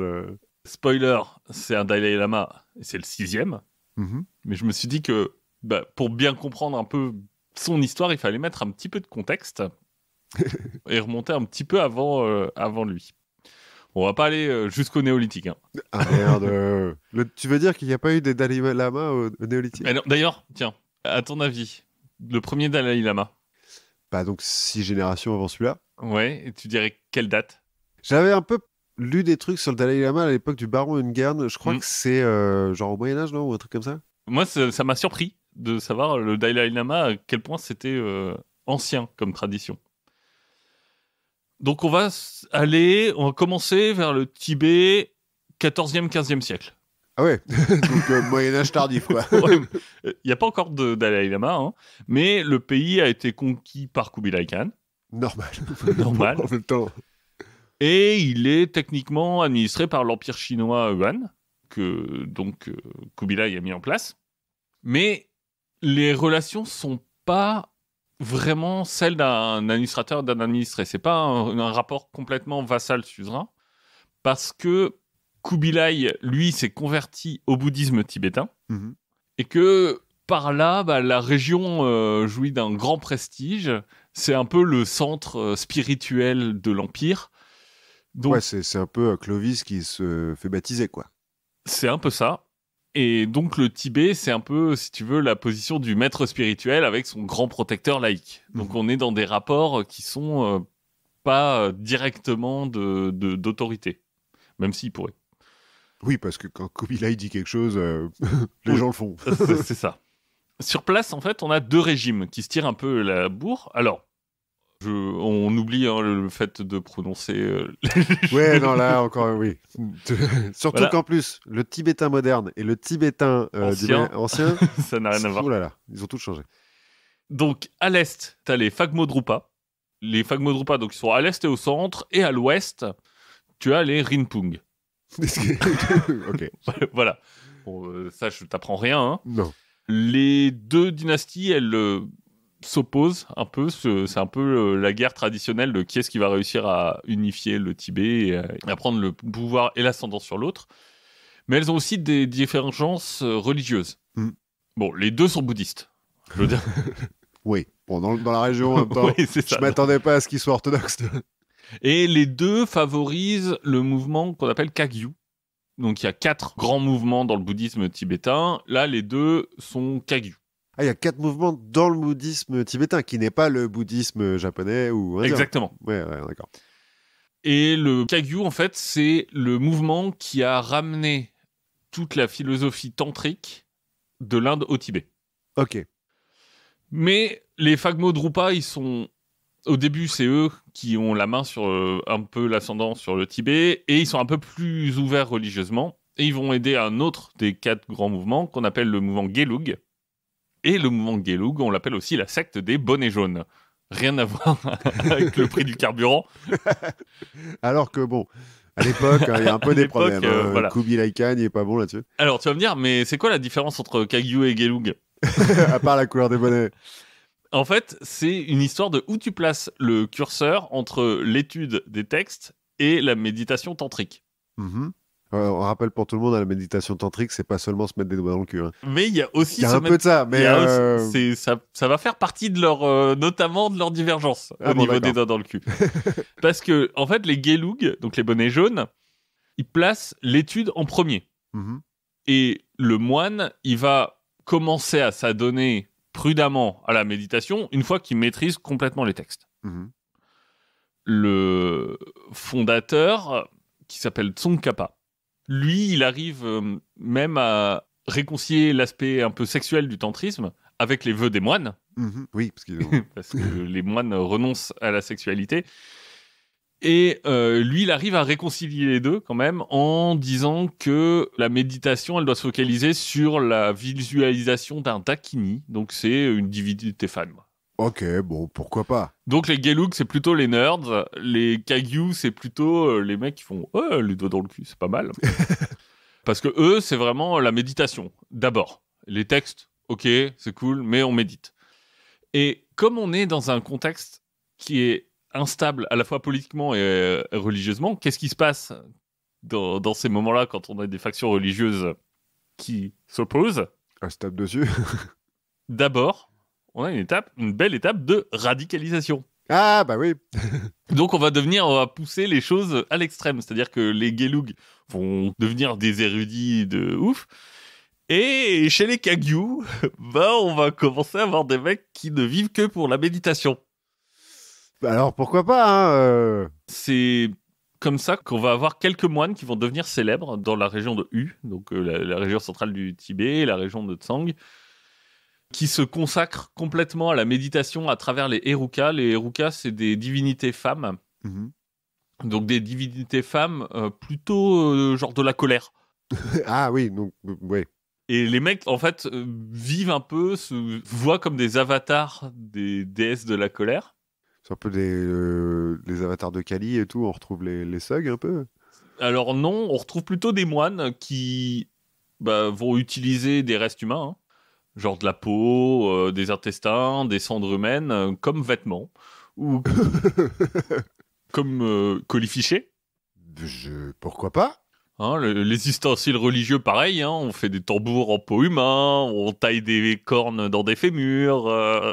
Alors, est-ce que, en fait, ça pose problème ce truc-là si tu butes des mecs juste pour faire un tambour, quoi. Après, Non, si a tu priori, récupères de la peau d'un mec qui est déjà mort, bon. A priori, ils tuent pas, hein, mais ils sont célèbres aussi, par exemple, les deux plus célèbres, ils ont tous les deux fait la même chose, c'est qu'ils ont, pour revenir à un épisode précédent, ils ont tous les deux mangé le cerveau d'un mec qui est mort de la variole. C'est une bonne idée, ça. Donc ils ont chopé la variole. Ouais, et puis eux, alors le côté sexuel du tantrisme, ça les dérange pas. Et pourtant ils sont moines. Pourtant ils sont moines, mais ils vivent leur truc, tu vois, ils sont dans une sorte de méditation constante, ils sont dans une sorte de je vis mon avatar de la déesse de la colère. Donc ils agressent sexuellement des femmes sur les marchés, mais aussi dans les palais. Cool. Ça a l'air vachement bien comme religion. Ouais. Ouais, why? Pourquoi? C'est que. En fait, parce que à ce moment-là, on se dit pas, mais ils sont complètement tarés. Alors qu'on devrait. Au contraire, on se dit, ils sont comme ça parce qu'ils sont sains. S-A-I-N-T. Oui. Ouais, on retrouve un peu Rasputin. Hein, je vais vaincre le péché par le péché, quoi, finalement. En fait, on se dit, ces mecs-là, ils ont percé le voile de la réalité. Mmh. Ils voient ce qu'il y a ailleurs et voilà quoi, ça te donne ça. Ça a l'air cool. Il manque un truc hein, quand même, parce que normalement, dans le bouddhisme, quand tu transperces le voile de la réalité, la montagne n'est plus une montagne, machin, mais à la fin, elle redevient une montagne quand même. Donc un viol est un viol, quoi. C'est surtout pour dire qu'à l'époque, on commence à voir la tradition des moines fous et des choses comme ça, de la folie divine, et qui est complètement acceptée par la population. Bah écoute, si tout le monde l'accepte, après tout. Oui, bon, ils sont un peu bizarres, faut pas trop s'approcher d'eux. Voilà. Faut garder sa ils fille sentent un à peu, côté. hein, parce que les intestins humains, bon, oui. C'est pas terrible. Le premier tournant dans la région, on le doit à un homme qui se nomme Sonam Gyatso. Donc, petit indice avec son nom. Ouais, parce qu'Océan, donc, du coup, aussi. Exactement, qui va naître à Lhasa en 1543. Qui est déjà la capitale du coin. En fait, il y a plusieurs provinces. C'est la capitale de la province centrale. La province de U, donc. U très bas. Ok. C'est plus court. Si vous voulez jouer au Scrabble. U très bas. U très bas. J'ai eu du mal en cherchant avant. Je me dis, mais il manque des mots ou quoi? Ouais, c'est ça. Lui, il est Gelug. Mm-hmm. Donc, érudition, tout ça. Et comment il va faire? Il va changer la géopolitique un peu du bouddhisme en 1577 quand il va rencontrer Altan Khan. Alors, Altan Khan. Altan Khan, à ce moment-là, c'est le dirigeant de la Mongolie. Et il contrôle l'aile droite de l'Empire. C'est-à-dire l'aile droite, les conservateurs ou... Non, l'aile droite géographiquement.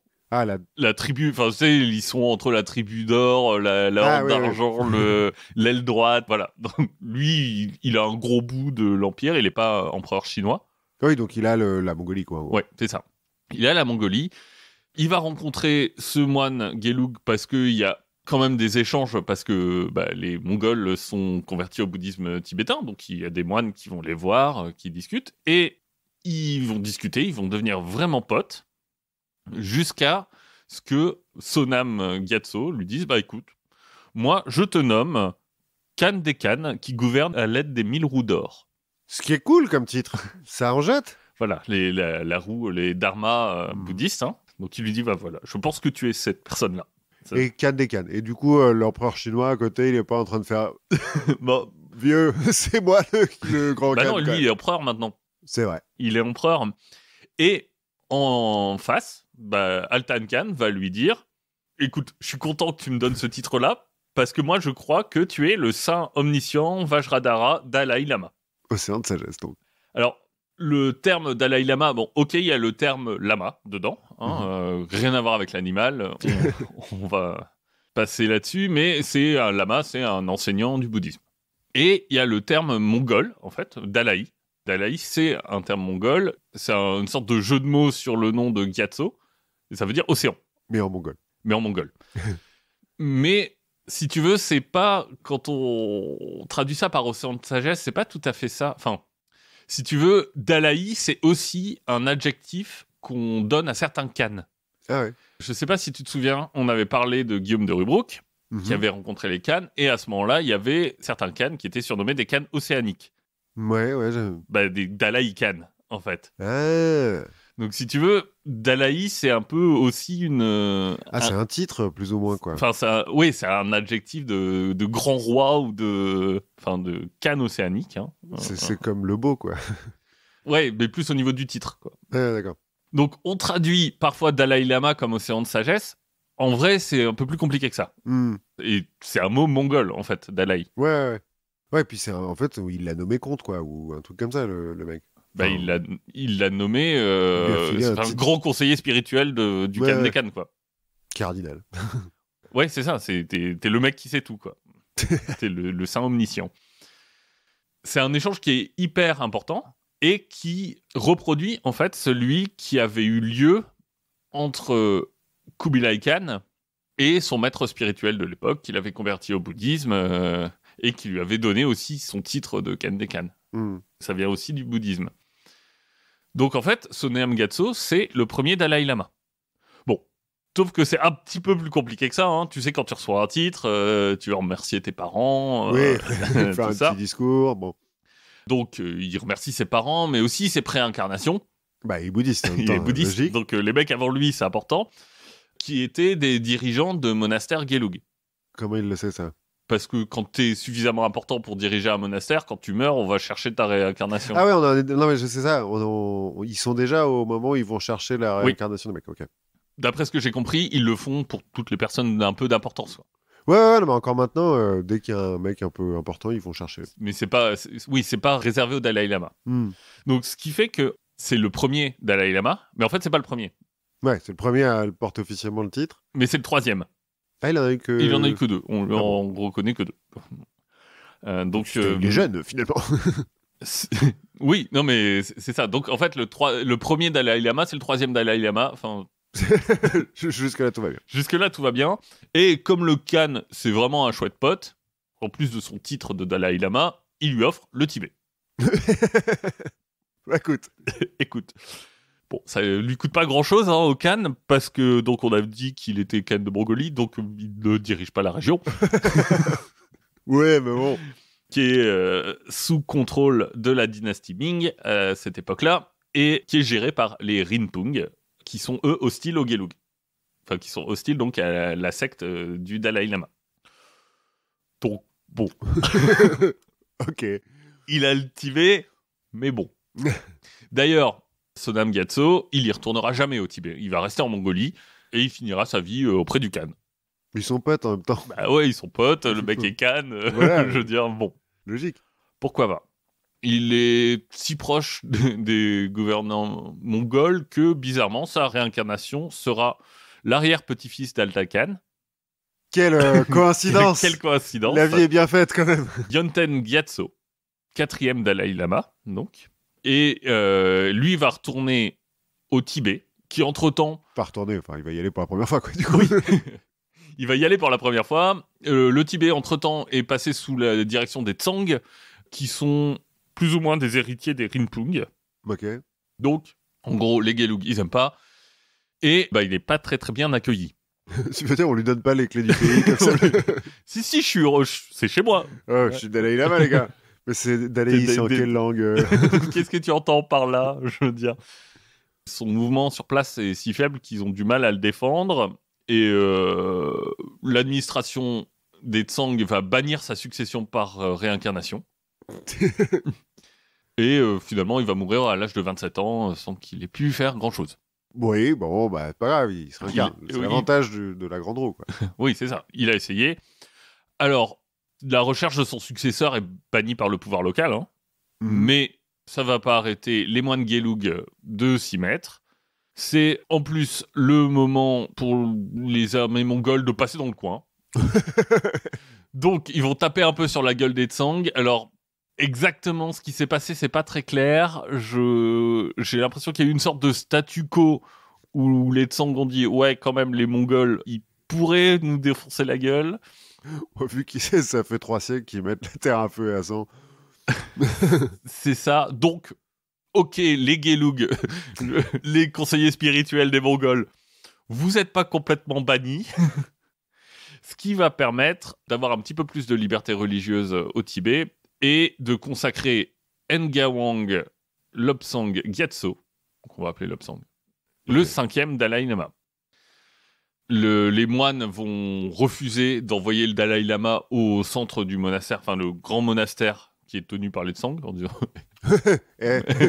dites donc, on la connaît celle-là. Hein. Et ils vont plutôt dire nous on est potes avec les Khan là, parce qu'il y a encore pas mal de Khan locaux autour, donc ça leur permet d'avoir une certaine indépendance. En 1640, le Dalai Lama est son régent, parce qu'en fait il bosse avec un régent globalement.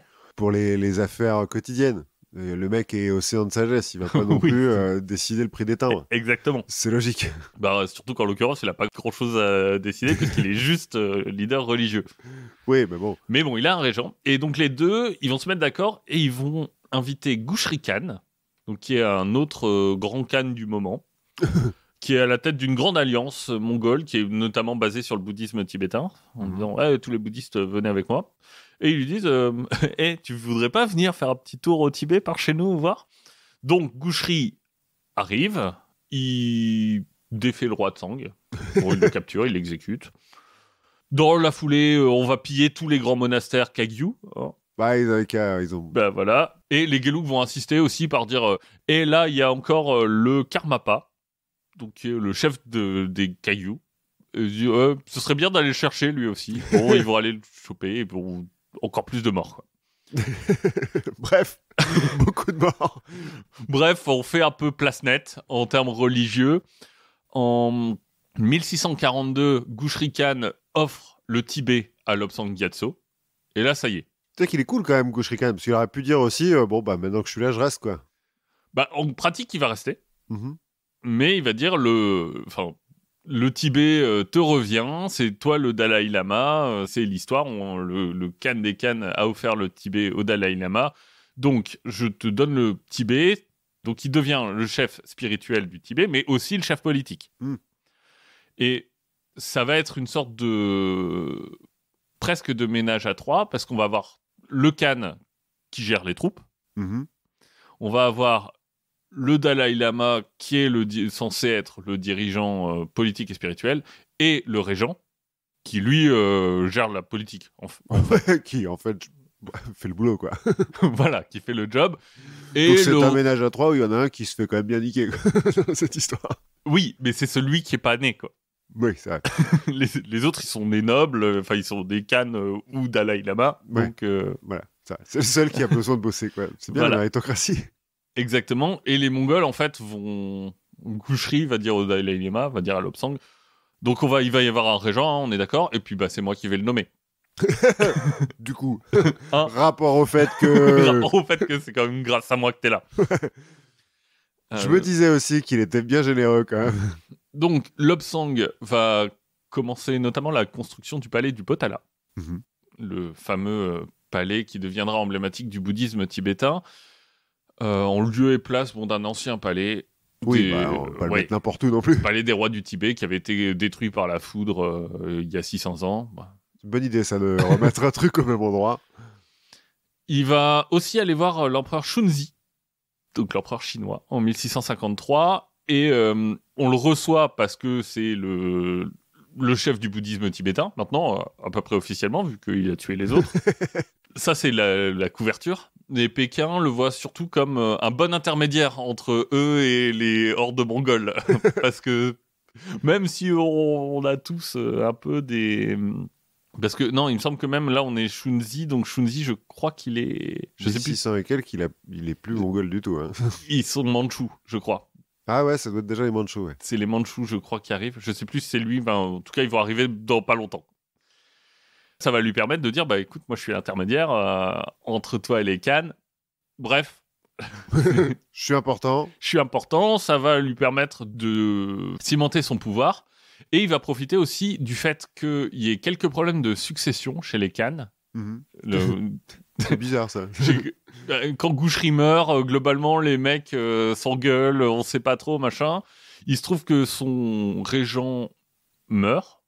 Bon. Du coup, il n'y a personne pour nommer de régent. Voilà, donc il va nommer un régent en 1679 qui s'appelle Sangye Gyatso. Alors, il y a des gens qui disent, mais c'est ton fils Non, on a juste le même nom. A priori, ils ont juste le même nom. Ouais. Mais en même temps, il est moine quand même, le Dalai Lama. Il n'a pas le droit d'avoir des femmes et... Non, il n'a pas le droit. Officiellement, il n'a pas le droit. Quoi. Officiellement, Non, mais je pense, en plus, a priori, c'est pas son fils, c'est juste qu'ils ont le même nom. Il s'appelle Océan au Tibet, c'est assez... Oui, c'est courant. C'est courant. Et donc, il le prend assez jeune, et Lobsang va dire il est brillant, vraiment. Ah oui, j'allais dire, parce que Sangye, en plus, on sait qu'il a été conçu au Tibet, il est né au Tibet. Pendant ce temps-là, le Dalai Lama était en Chine, était chez l'empereur. Oui, donc, oui. Après, attends, quand t'es Dalai Lama, t'as quand même un pouvoir spirituel assez important, donc on sait jamais. Un coup de tantrisme, et hop. Ouais. Donc, Lobsang va dire de Sangye qu'il est son égal. Il va dire, ce mec-là, il est hyper brillant, vraiment. Et le mec a l'air assez brillant. Et il va dire, ce mec-là, il est hyper brillant, on est égal, tant sur le plan politique que religieux. 3 ans plus tard, le Dalai Lama, donc Lobsang, le 5e Dalai Lama, va décider de se retirer pour ne plus parler qu'à son régent. Je vous parle plus, vous êtes tous des cons.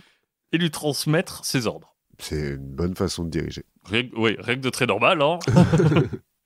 Le régent, il va se contenter en fait de mettre en œuvre la politique qui est donnée par quelqu'un qui a plus que ça à penser, puisqu'il n'a plus d'interaction avec le reste du monde. Ce qui est généralement bien pour prendre les bonnes décisions pour son peuple. À ce moment-là, les relations entre les Qing, donc le pouvoir chinois, qui est donc mandchou, hein, et les Han mongols n'est pas au beau fixe. C'est donc au moment où ils construisent la grosse muraille de Chine. Oui.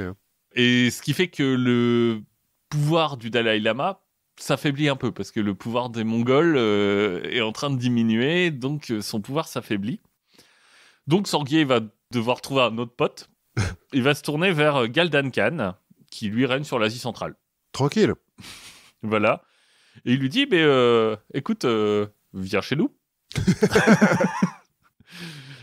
Viens chez nous. D'ailleurs, mon patron, qui peut pas te parler, parce que tu comprends, il est en retraite. T'inquiète, c'est un truc de sage. C'est un truc de sage. Il a vu ta victoire. Donc, tu viens chez nous, tu prends la Chine, et puis voilà, quoi. Puis tranquille, puis après, bon... Donc, une guerre entre Galdan Khan et l'empereur Qing commence. En 1696, malheureusement, c'est l'empereur qui s'appelle Kangxi, à l'époque, qui gagne. Bizarrement, et il apprend que s'il a dû se taper les Mongols, c'est à cause du régent tibétain. Ce qui sent pas très bon pour lui. Et donc le 6 septembre 96, l'empereur envoie un message aux principaux dirigeants tibétains. Mais il les envoie à tous, mais c'est finalement principalement au régent qui veut parler. Et il lui dit, en gros, dis donc, ça fait 15 ans que le mec il parle censément qu'à toi. Ouais, est-ce qu'on est bien sûr qu'il est pas tout sec au fond d'un... Bon, ça suffit maintenant, hein. je veux dire. Tant que t'étais tranquille, on disait rien, mais là... Là, ça commence à devenir louche. Là, ça devient chiant. Donc, comme tu fous la merde, on va arrêter là. Ce qui pousse Sangye, parce que, lui, il est régent du Tibet, mais il est pas... Enfin, Desi, d'ailleurs, en tibétain. Mais il n'est pas non plus à la tête d'une puissance folle. Il va devoir reconnaître que, Lobsang est mort. Depuis 15 ans. Depuis 15 ans. Enfin, il dit pas depuis 15 ans, mais donc il est mort depuis 15 ans. Mais c'est pas grave, il y a le 6e Dalai Lama. Ah oui, parce que du coup, il s'est incarné. Bah oui. Parce que notre régent, il a quand même anticipé les choses. Les lamas, donc, sont partis en secret arpenter le pays. Voire un petit peu plus, hein, puisqu'ils sont tombés sur un jeune garçon. Aujourd'hui, dans ce qui est l'Inde, pas très loin du Bhoutan. Oui, c'est le berceau du bouddhisme, donc finalement. Oui. Donc, le garçon est né en 1683. Donc, 2 ans après la mort de... Enfin, la retraite du 5e. Et déjà, la grossesse de sa mère, elle s'accompagne de plusieurs miracles. Par exemple, quand elle se penche pour boire à une fontaine, l'eau se change en lait. Normal. Le gamin, lui, va commencer plusieurs fois à se décrire comme le grand 5e, qui est le titre qu'on a donné au 5e Dalai Lama, parce qu'il a quand même pris le pouvoir au Tibet. Il va, dès qu'il est petit, plutôt que de jouer avec des Legos, il va jouer avec des objets religieux. À un moment, il va se mettre à... donc, il n'a pas de Lego, en fait. Donc, il va jouer avec de l'argile et il va sculpter une réplique du Potala. À l'échelle 1. Pas de doute, hein, c'est bien la réincarnation du 5e Dalai Lama. A priori, on peut pas douter de ces informations. C'est ça. Donc, dès l'âge de 4 ans, les lamas vont prendre en main son éducation. En secret. Ah, il le ramène pas Bah non, parce qu'officiellement, le 5e, il est pas mort. Mais ouais, Ce qui est un peu dur à faire passer. Donc, on va prétendre qu'il est l'incarnation d'un abbé tibétain. Un autre. Un Rinpoche quelconque. Ouais, c'est ça. Le problème, c'est que donc ça, tu vois, c'est pas quand même très très clinquant et on va avoir un ennemi de la famille qui va corrompre le gouverneur local pour en gros faire que sa vie soit un enfer. Cool. Donc, si tu veux, le petit Sangyang, parce que c'est son nom, et sa famille vont vivre pendant toutes ces jeunes années dans une sorte d'emprisonnement à étudier. Donc avec le régent qui lui met la pression pour qu'il étudie parce qu'il ne s'agirait pas qu'il arrive comme un débile. Ouais, parce qu'à un moment donné, il va falloir qu'il soit Dalai Lama, quoi. Ouais, voilà. Bref, une enfance merveilleuse. Oui, je pense que c'est un type qui sait... Tu vois, les fondations de son éducation sont stables. Donc en 1697, donc il a 14 ans, et le régent est obligé de dire oui, bon, bah ok, l'autre il est mort. Ça va, c'est bon. C'est bon, ouais, il nous fallait un peu de temps pour nous retourner. Là, 15 ans, je pense que c'est bon. Et il va donc faire venir le petit garçon à Lhasa. Enfin, le petit garçon qui, du coup, 14 ans. Ouais. Bah oui, 14 ans, tu sors d'un environnement hyper cloisonné pour le voyage. C'est un peu voyage de classe. Hein. C'est-à-dire que le voyage dure 7 jours. Le premier soir, apparemment, il couche avec une fille. Ce qui, bon... pour être souverain, il faut connaître un petit peu tout. Ouais, mais il est censé être moine souverain. Hein. Oui, bon. Rappelons-nous. Une fois qu'il est intronisé comme 6e Dalai Lama, bah, ça va être un petit peu plus difficile de le contrôler. Oui, parce que c'est censé être le chef. Bon, officiellement, il a du pouvoir, hein, du coup. Bon, en vrai, c'est toujours Sanghye qui tire les ficelles, même si à un moment, il va se retirer au profit de son fils, mais il sera toujours là. Donc, parce que, voilà. C'est quand même le régent, en gros, qui chapeaute un peu tout et qui... Pas qui fait la vraie politique, quoi, parce que je suppose que le... Oui, bah, il a 14 ans, quoi. Ouais. Et la relation entre les deux, elle est d'ailleurs un peu étrange entre le régent et le Dalai Lama, parce que, d'un côté, lui, le jeune Sangyang, il lui doit tout au régent. Enfin, c'est lui qui l'a trouvé, c'est lui qui l'a éduqué, c'est lui qui l'a nourri. Son père est mort quand il était assez jeune. En fait, il est devenu une sorte de figure paternelle. Mais donc, c'est grâce à lui qu'il est Dalai Lama, en gros. Mais d'un autre côté, c'est aussi à cause de lui à cause de lui qu'il a vécu une enfance de merde et qu'il aimerait bien vivre une vie normale. Bon, en plus, il y a quelques rumeurs sur la relation entre le régent et le... Alors, non, je te vois faire un œil bizarre. Les rumeurs de l'époque disent plutôt que le jeune Dalai Lama est très très très proche de la fille du régent. Ah bon, ça va. Bon. Et que peut-être que ça servirait un petit peu au père pour le manipuler. Ouais, ce qui est pas top, mais mieux quand même que ce que j'ai commencé à imaginer quand t'as dit qu'il y avait des trucs... Bon. D'ailleurs, il y aura un incident qui ravivera la tension entre les deux quand on tentera d'assassiner un des servants du lama. Apparemment, un servant dont il était aussi très très très proche. Ah, donc il est à vol à vapeur, le nouveau Dalai Lama ? Bah, en même temps, bon. Il est océanique. Il est océanique, il est sage. Ah, mais c'est pas ceux qui font le tantra, du coup. Bah, ils font le tantra quand ils maîtrisent tous les textes. Ah voilà, bah, il a passé son enfance à étudier, il doit maîtriser oui, quand même maintenant. J'imagine. Et comme Sangyang va pousser l'enquête et va vraiment insister, et qu'on va se rendre compte que Sanghye était derrière tout ça, derrière l'assassinat, parce qu'il se disait ce servant, il est peut-être un peu dangereux. Bon. Ouais, je comprends que du coup leur relation... Ouais, c'est pas toujours rose. En tout cas, le garçon, il est brillant. Vraiment, il est brillant, mais il est plutôt artiste que religieux. Écoute, on peut atteindre... Donc, il aime apparemment beaucoup les femmes. Aussi beaucoup les hommes, de ce que j'ai cru comprendre. Il aime boire. Mais comme tous les artistes. Il aime s'amuser, en fait, avec ses potes. Ça sert d'être souverain en même temps si tu peux pas t'amuser. Bah ouais, mais voilà, il a une vingtaine d'années, là, à ce moment-là. Bon, la vie de moine, c'est pas Oui, c'est pas fou. Quand t'es chef du pays, j'imagine que t'as des opportunités qui te poussent un peu ailleurs. Et il va écrire aussi. Et pour le coup, c'est un vrai poète. Enfin, je dis c'est un vrai poète au sens où aujourd'hui encore, on considère ses poèmes comme des œuvres majeures de la littérature tibétaine. Ah ouais. Bah donc très bien, un artiste finalement accompli, quoi. C'est ça. En 1702, les choses vont commencer à bouger parce que Tsangyang, il va rendre visite au Panchen Lama. Donc, si t'es pas complètement au clair sur... Alors, j'ai déjà entendu le nom de Panchen Lama, mais... Panchen Lama, c'est en gros la deuxième personne la plus importante dans le bouddhisme tibétain. Ouais, d'accord. C'est un de ceux dont on va chercher la réincarnation, quoi. Par exemple. Tsangyang va le voir et lui dit, bah écoute, être moine, ça me fait chier, donc je vais plus être moine. Donc, voilà. Ça pose un petit problème. Hein, le clergé va se réunir et va lui dire, bah non, c'est pas possible. Tu ne peux arrêter qu'en mourant. Et il dit, bah ok, je me suicide. Ah ouais, ok. Et là, on lui dit, attends, attends un peu. On va réfléchir. Finalement, il obtient gain de cause.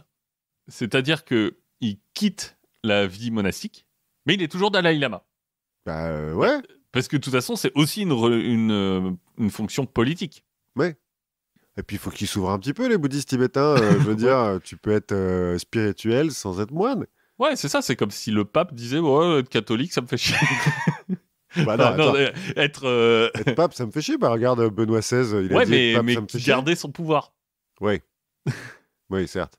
Donc là, ça y est, hein, on ouvre les vannes. Le mec, il est plus moine, il se laisse pousser les cheveux, enfin, il va avoir des cheveux longs, il s'habille comme la jeunesse de l'époque. C'est un hippie, quoi. Bref, c'est la phase de rébellion. La personne qui va venir perturber ce bel équilibre, il s'appelle Lapsang Khan, en l'occurrence. Ah, un nouveau Khan. Un autre Khan. Lui, c'est un Khan cochotte. Alors, ça n'a pas été facile de me retrouver. Je suis pas sûr encore de bien comprendre exactement toute la géopolitique des Khans, mais les cochottes, c'est la faction mongole qui est globalement en charge à ce moment-là du Tibet. Ok, d'accord. Plus ou moins les descendants de Gushri Khan, quoi. Mais ils sont en charge de loin, quoi. Ouais, bah en fait, lui, il est quand même...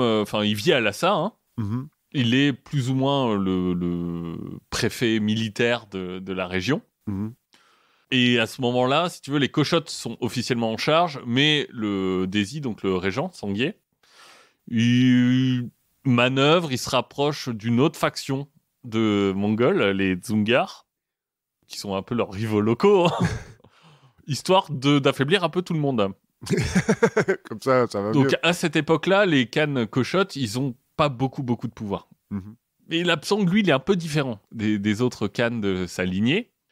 Tu vois, c'est toujours un signe quand quelqu'un empoisonne son frère pour prendre sa place. Généralement un signe d'équilibre, même. C'est ça.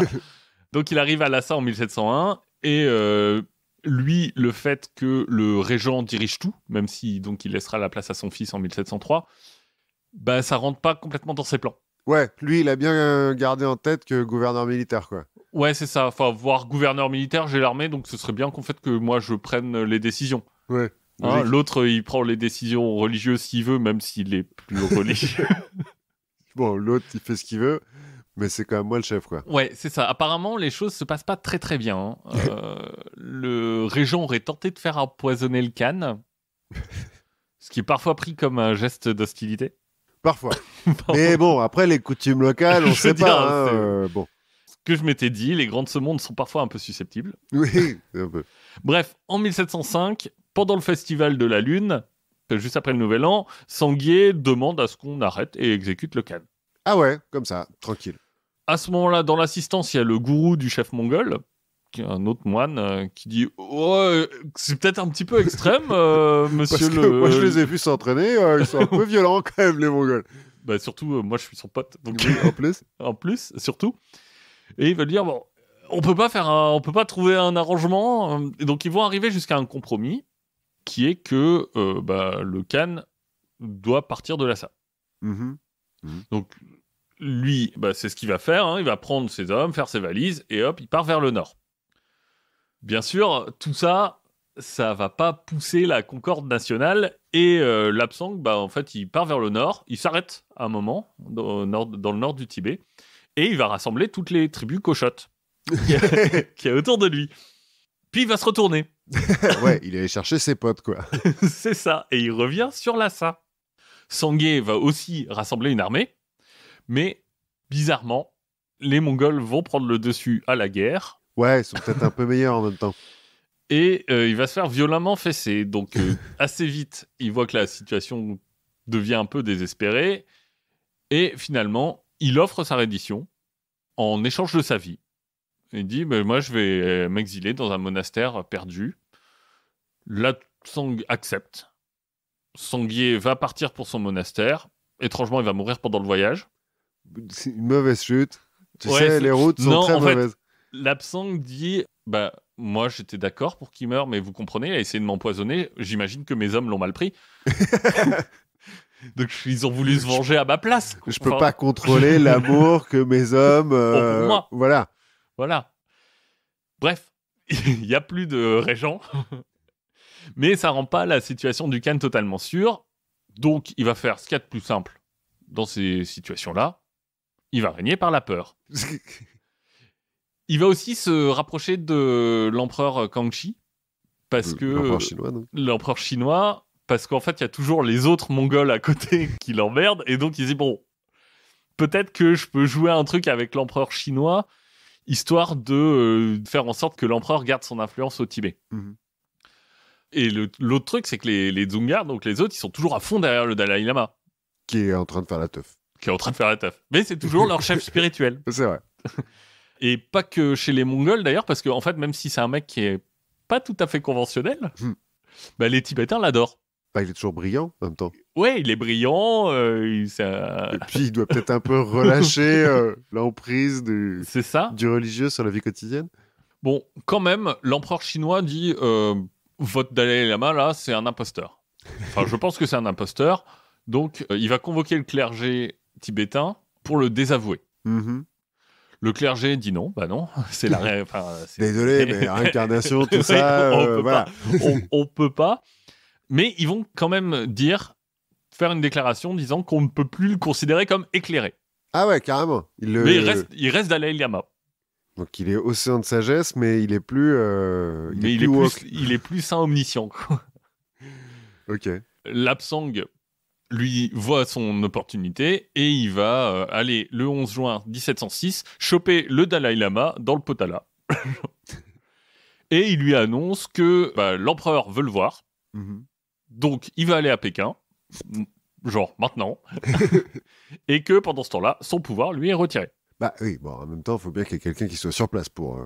Oui, alors là, la foule se rassemble autour de l'escorte qui était là pour ramener le Dalai Lama chez l'empereur. La foule se rassemble et dit non, c'est notre chef, on l'aime bien, il est cool. En gros, la situation est un peu tendue, et Tsangyang dit non mais, ok, je vais y aller parce que sinon ça va être un massacre. Comme quoi ? Donc, il accepte de partir pour la Chine, pour Pékin. Bon, ça n'empêchera pas qu'il y ait quelques monastères qui se fassent saccager par les Mongols. Bon. Alors, on ne fait pas d'omelette sans casser des œufs, puis on ne sait pas ce qu'ils faisaient dans les monastères, les mecs. Hein. Oui. Ça se trouve, ils avaient repris le truc des intestins autour du cou. Donc, Tsangyang est donc en route pour rencontrer l'empereur, mais la rencontre n'aura jamais lieu. Et il va aussi mourir en route ? Puisqu'il meurt en route, sur le chemin, officiellement de maladie. Il a 23 ans. Ah ouais. Et ça arrange un peu tout le monde. En même temps. Voilà, le roi va dire... en fait, le régent s'est trompé, le régent d'avant, Sangye, s'est trompé, c'est un méchant, c'est l'incarnation du mal. Il a mis un faux Dalai Lama sur le trône. Dalai Lama. J'ai retrouvé le bon 6e. Il se trouve que c'est mon fils, bon... Bon, exactement. En fait... Il se trouve que c'est un de ses fils, donc... J'ai dit ça au pif.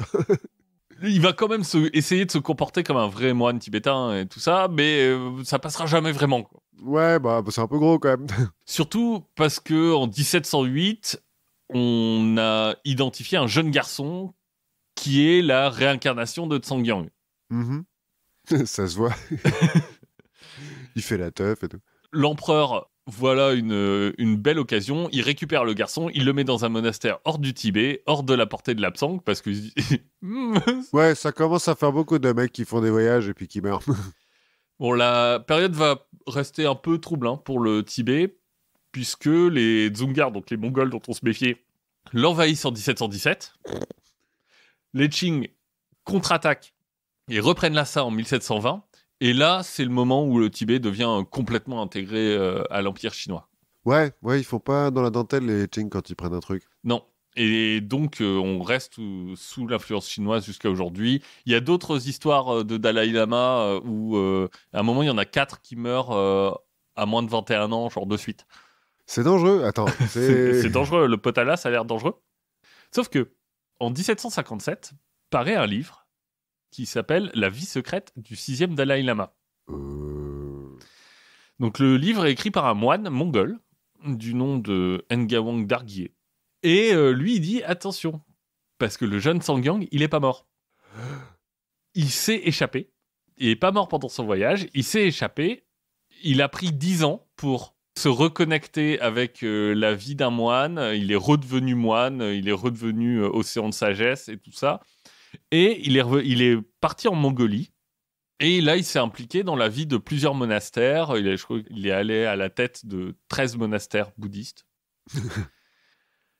Qui en fait un personnage un peu différent de ce qu'on voit. Et surtout, Dargyé dit, et d'ailleurs, c'est lui qui m'a appris le bouddhisme, c'est mon maître.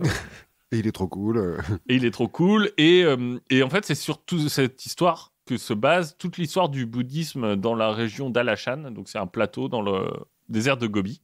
Mm-hmm. Où en fait, tout le bouddhisme local est basé sur le fait de... D'être des descendants du 6e Dalai Lama qui est mort mais pas mort, quoi. Voilà. Sauf que s'il n'est pas mort en 1706, il n'a pas pu se réincarner en 1708. Et ça fout toute la merde sur la descendance des Dalai Lama. Ah ouais, ça veut dire que... Et les Chinois, de maintenant, ils n'utilisent pas ça pour discréditer le 20e... Alors, j'en ai pas... 24e 20 et quelques, ouais. Bon. J'ai pas vu ça. Je sais qu'il y a tout un truc autour de... Là, quand il va mourir, le Dalai Lama de maintenant, j'allais dire l'empereur chinois. Oui, oui, en quelque sorte. L'empereur communiste, ils ont interdit de rechercher le nouveau Dalai Lama au Tibet. Du coup, le gouvernement en exil au Népal est là, c'est pas grave, on va aller chercher un autre truc. Et du coup, les Chinois ont dit non, mais les vraies montagnes de sagesse, il y en a un autre, c'est l'autre lama là, dont tu as parlé. Le Panchen Lama. Le Panchen Lama, le Panchen Lama actuel est un petit peu plus ouais, ok, si tu veux. Si tu veux, je ne veux pas mourir. Voilà, si tu veux, le Tibet est chinois. Donc, très bien. Et bref, il va y avoir une nouvelle bataille de réincarnation. Dans pas très longtemps, j'imagine. Ouais. Donc voilà, ça m'a permis de découvrir l'histoire du Dalai Lama fou. Mais alors qu'en fait, fou juste parce qu'il veut une vie normale, quoi. Juste parce qu'en fait, on lui a dit, ça y est, toi, tu es né pour une vie d'ascète. Et non. Oui, mais j'ai pas envie. J'ai pas envie, ça me fait chier. Mais ça m'a aussi permis de comprendre un peu l'histoire des premiers Dalai Lama. Et surtout de me rendre compte que le premier Dalai Lama, enfin le troisième qui est le premier, c'est 1577. Ouais, c'est pas si vieux que ça. C'est pas si vieux que ça. Et que le Tibet appartient à la fin, est sous domination chinoise depuis... 1720. Ouais, près de 3 siècles. Oui. Bon, je t'avoue que la géopolitique locale est un peu compliquée. Ouais. Non, mais je m'attendais, quand tu m'as dit je vais faire le Dalai Lama fou, je m'attendais à beaucoup plus de massacres. Parce que avant la reconquête du Tibet par les communistes dans les années 40, 50, de ce que j'ai compris, au Tibet, les moines, ils font un peu n'importe quoi quand même. Hein. C'est une théocratie, quoi. Une théocratie esclavagiste, oui. Oui, voilà, c'est ça. Donc je m'attendais à un peu plus de... on met tout le monde en esclavage, puis on fait des tatouages sur la tête des gens pour dire à qui ils appartiennent. Non. Je voulais quand même une histoire un peu plus... Non, mais c'est plutôt joli, le mec. En plus, il est pas mort, il s'enfuit et tout. Et c'est un poète. Ouais. Pour le coup, c'est un des plus grands poètes tibétains. J'en connais pas beaucoup, je t'avoue. Je t'avoue que j'ai eu du mal à complètement saisir le lyrisme de ses écrits, de ce que j'ai lu. Ouais, mais c'est la traduction, t'y perds. Ouais. Si tu lisais en tibétain ancien dans le texte, je pense que ça serait plus... Mais ça m'a permis d'apprendre des choses. Et on a appris énormément de choses. On a appris plein de trucs. Il va nous rester encore 15 jours pour apprendre des nouvelles choses, vous les partager. En attendant, continuez à nous écouter, retournez sur d'anciens épisodes si vous avez envie, laissez-nous des commentaires, laissez-nous des pluies d'étoiles filantes sur toutes les applis de podcast. Abonnez-vous, j'ai vu qu'on pouvait s'abonner. Je sais. Ouais. Je suis vachement au courant de comment marche le podcast. Abonnez-vous. N'hésitez pas non plus à aller jeter un petit peu vos oreilles du côté des autres podcasts du label Podcut. Et si ça vous plaît, vous pouvez donner au Patreon qui nous permet de manger. Alors, pas tout à fait. Pas tout à fait, mais de temps en temps. De temps en temps. Et on se retrouve la prochaine fois. Oui, à la prochaine fois.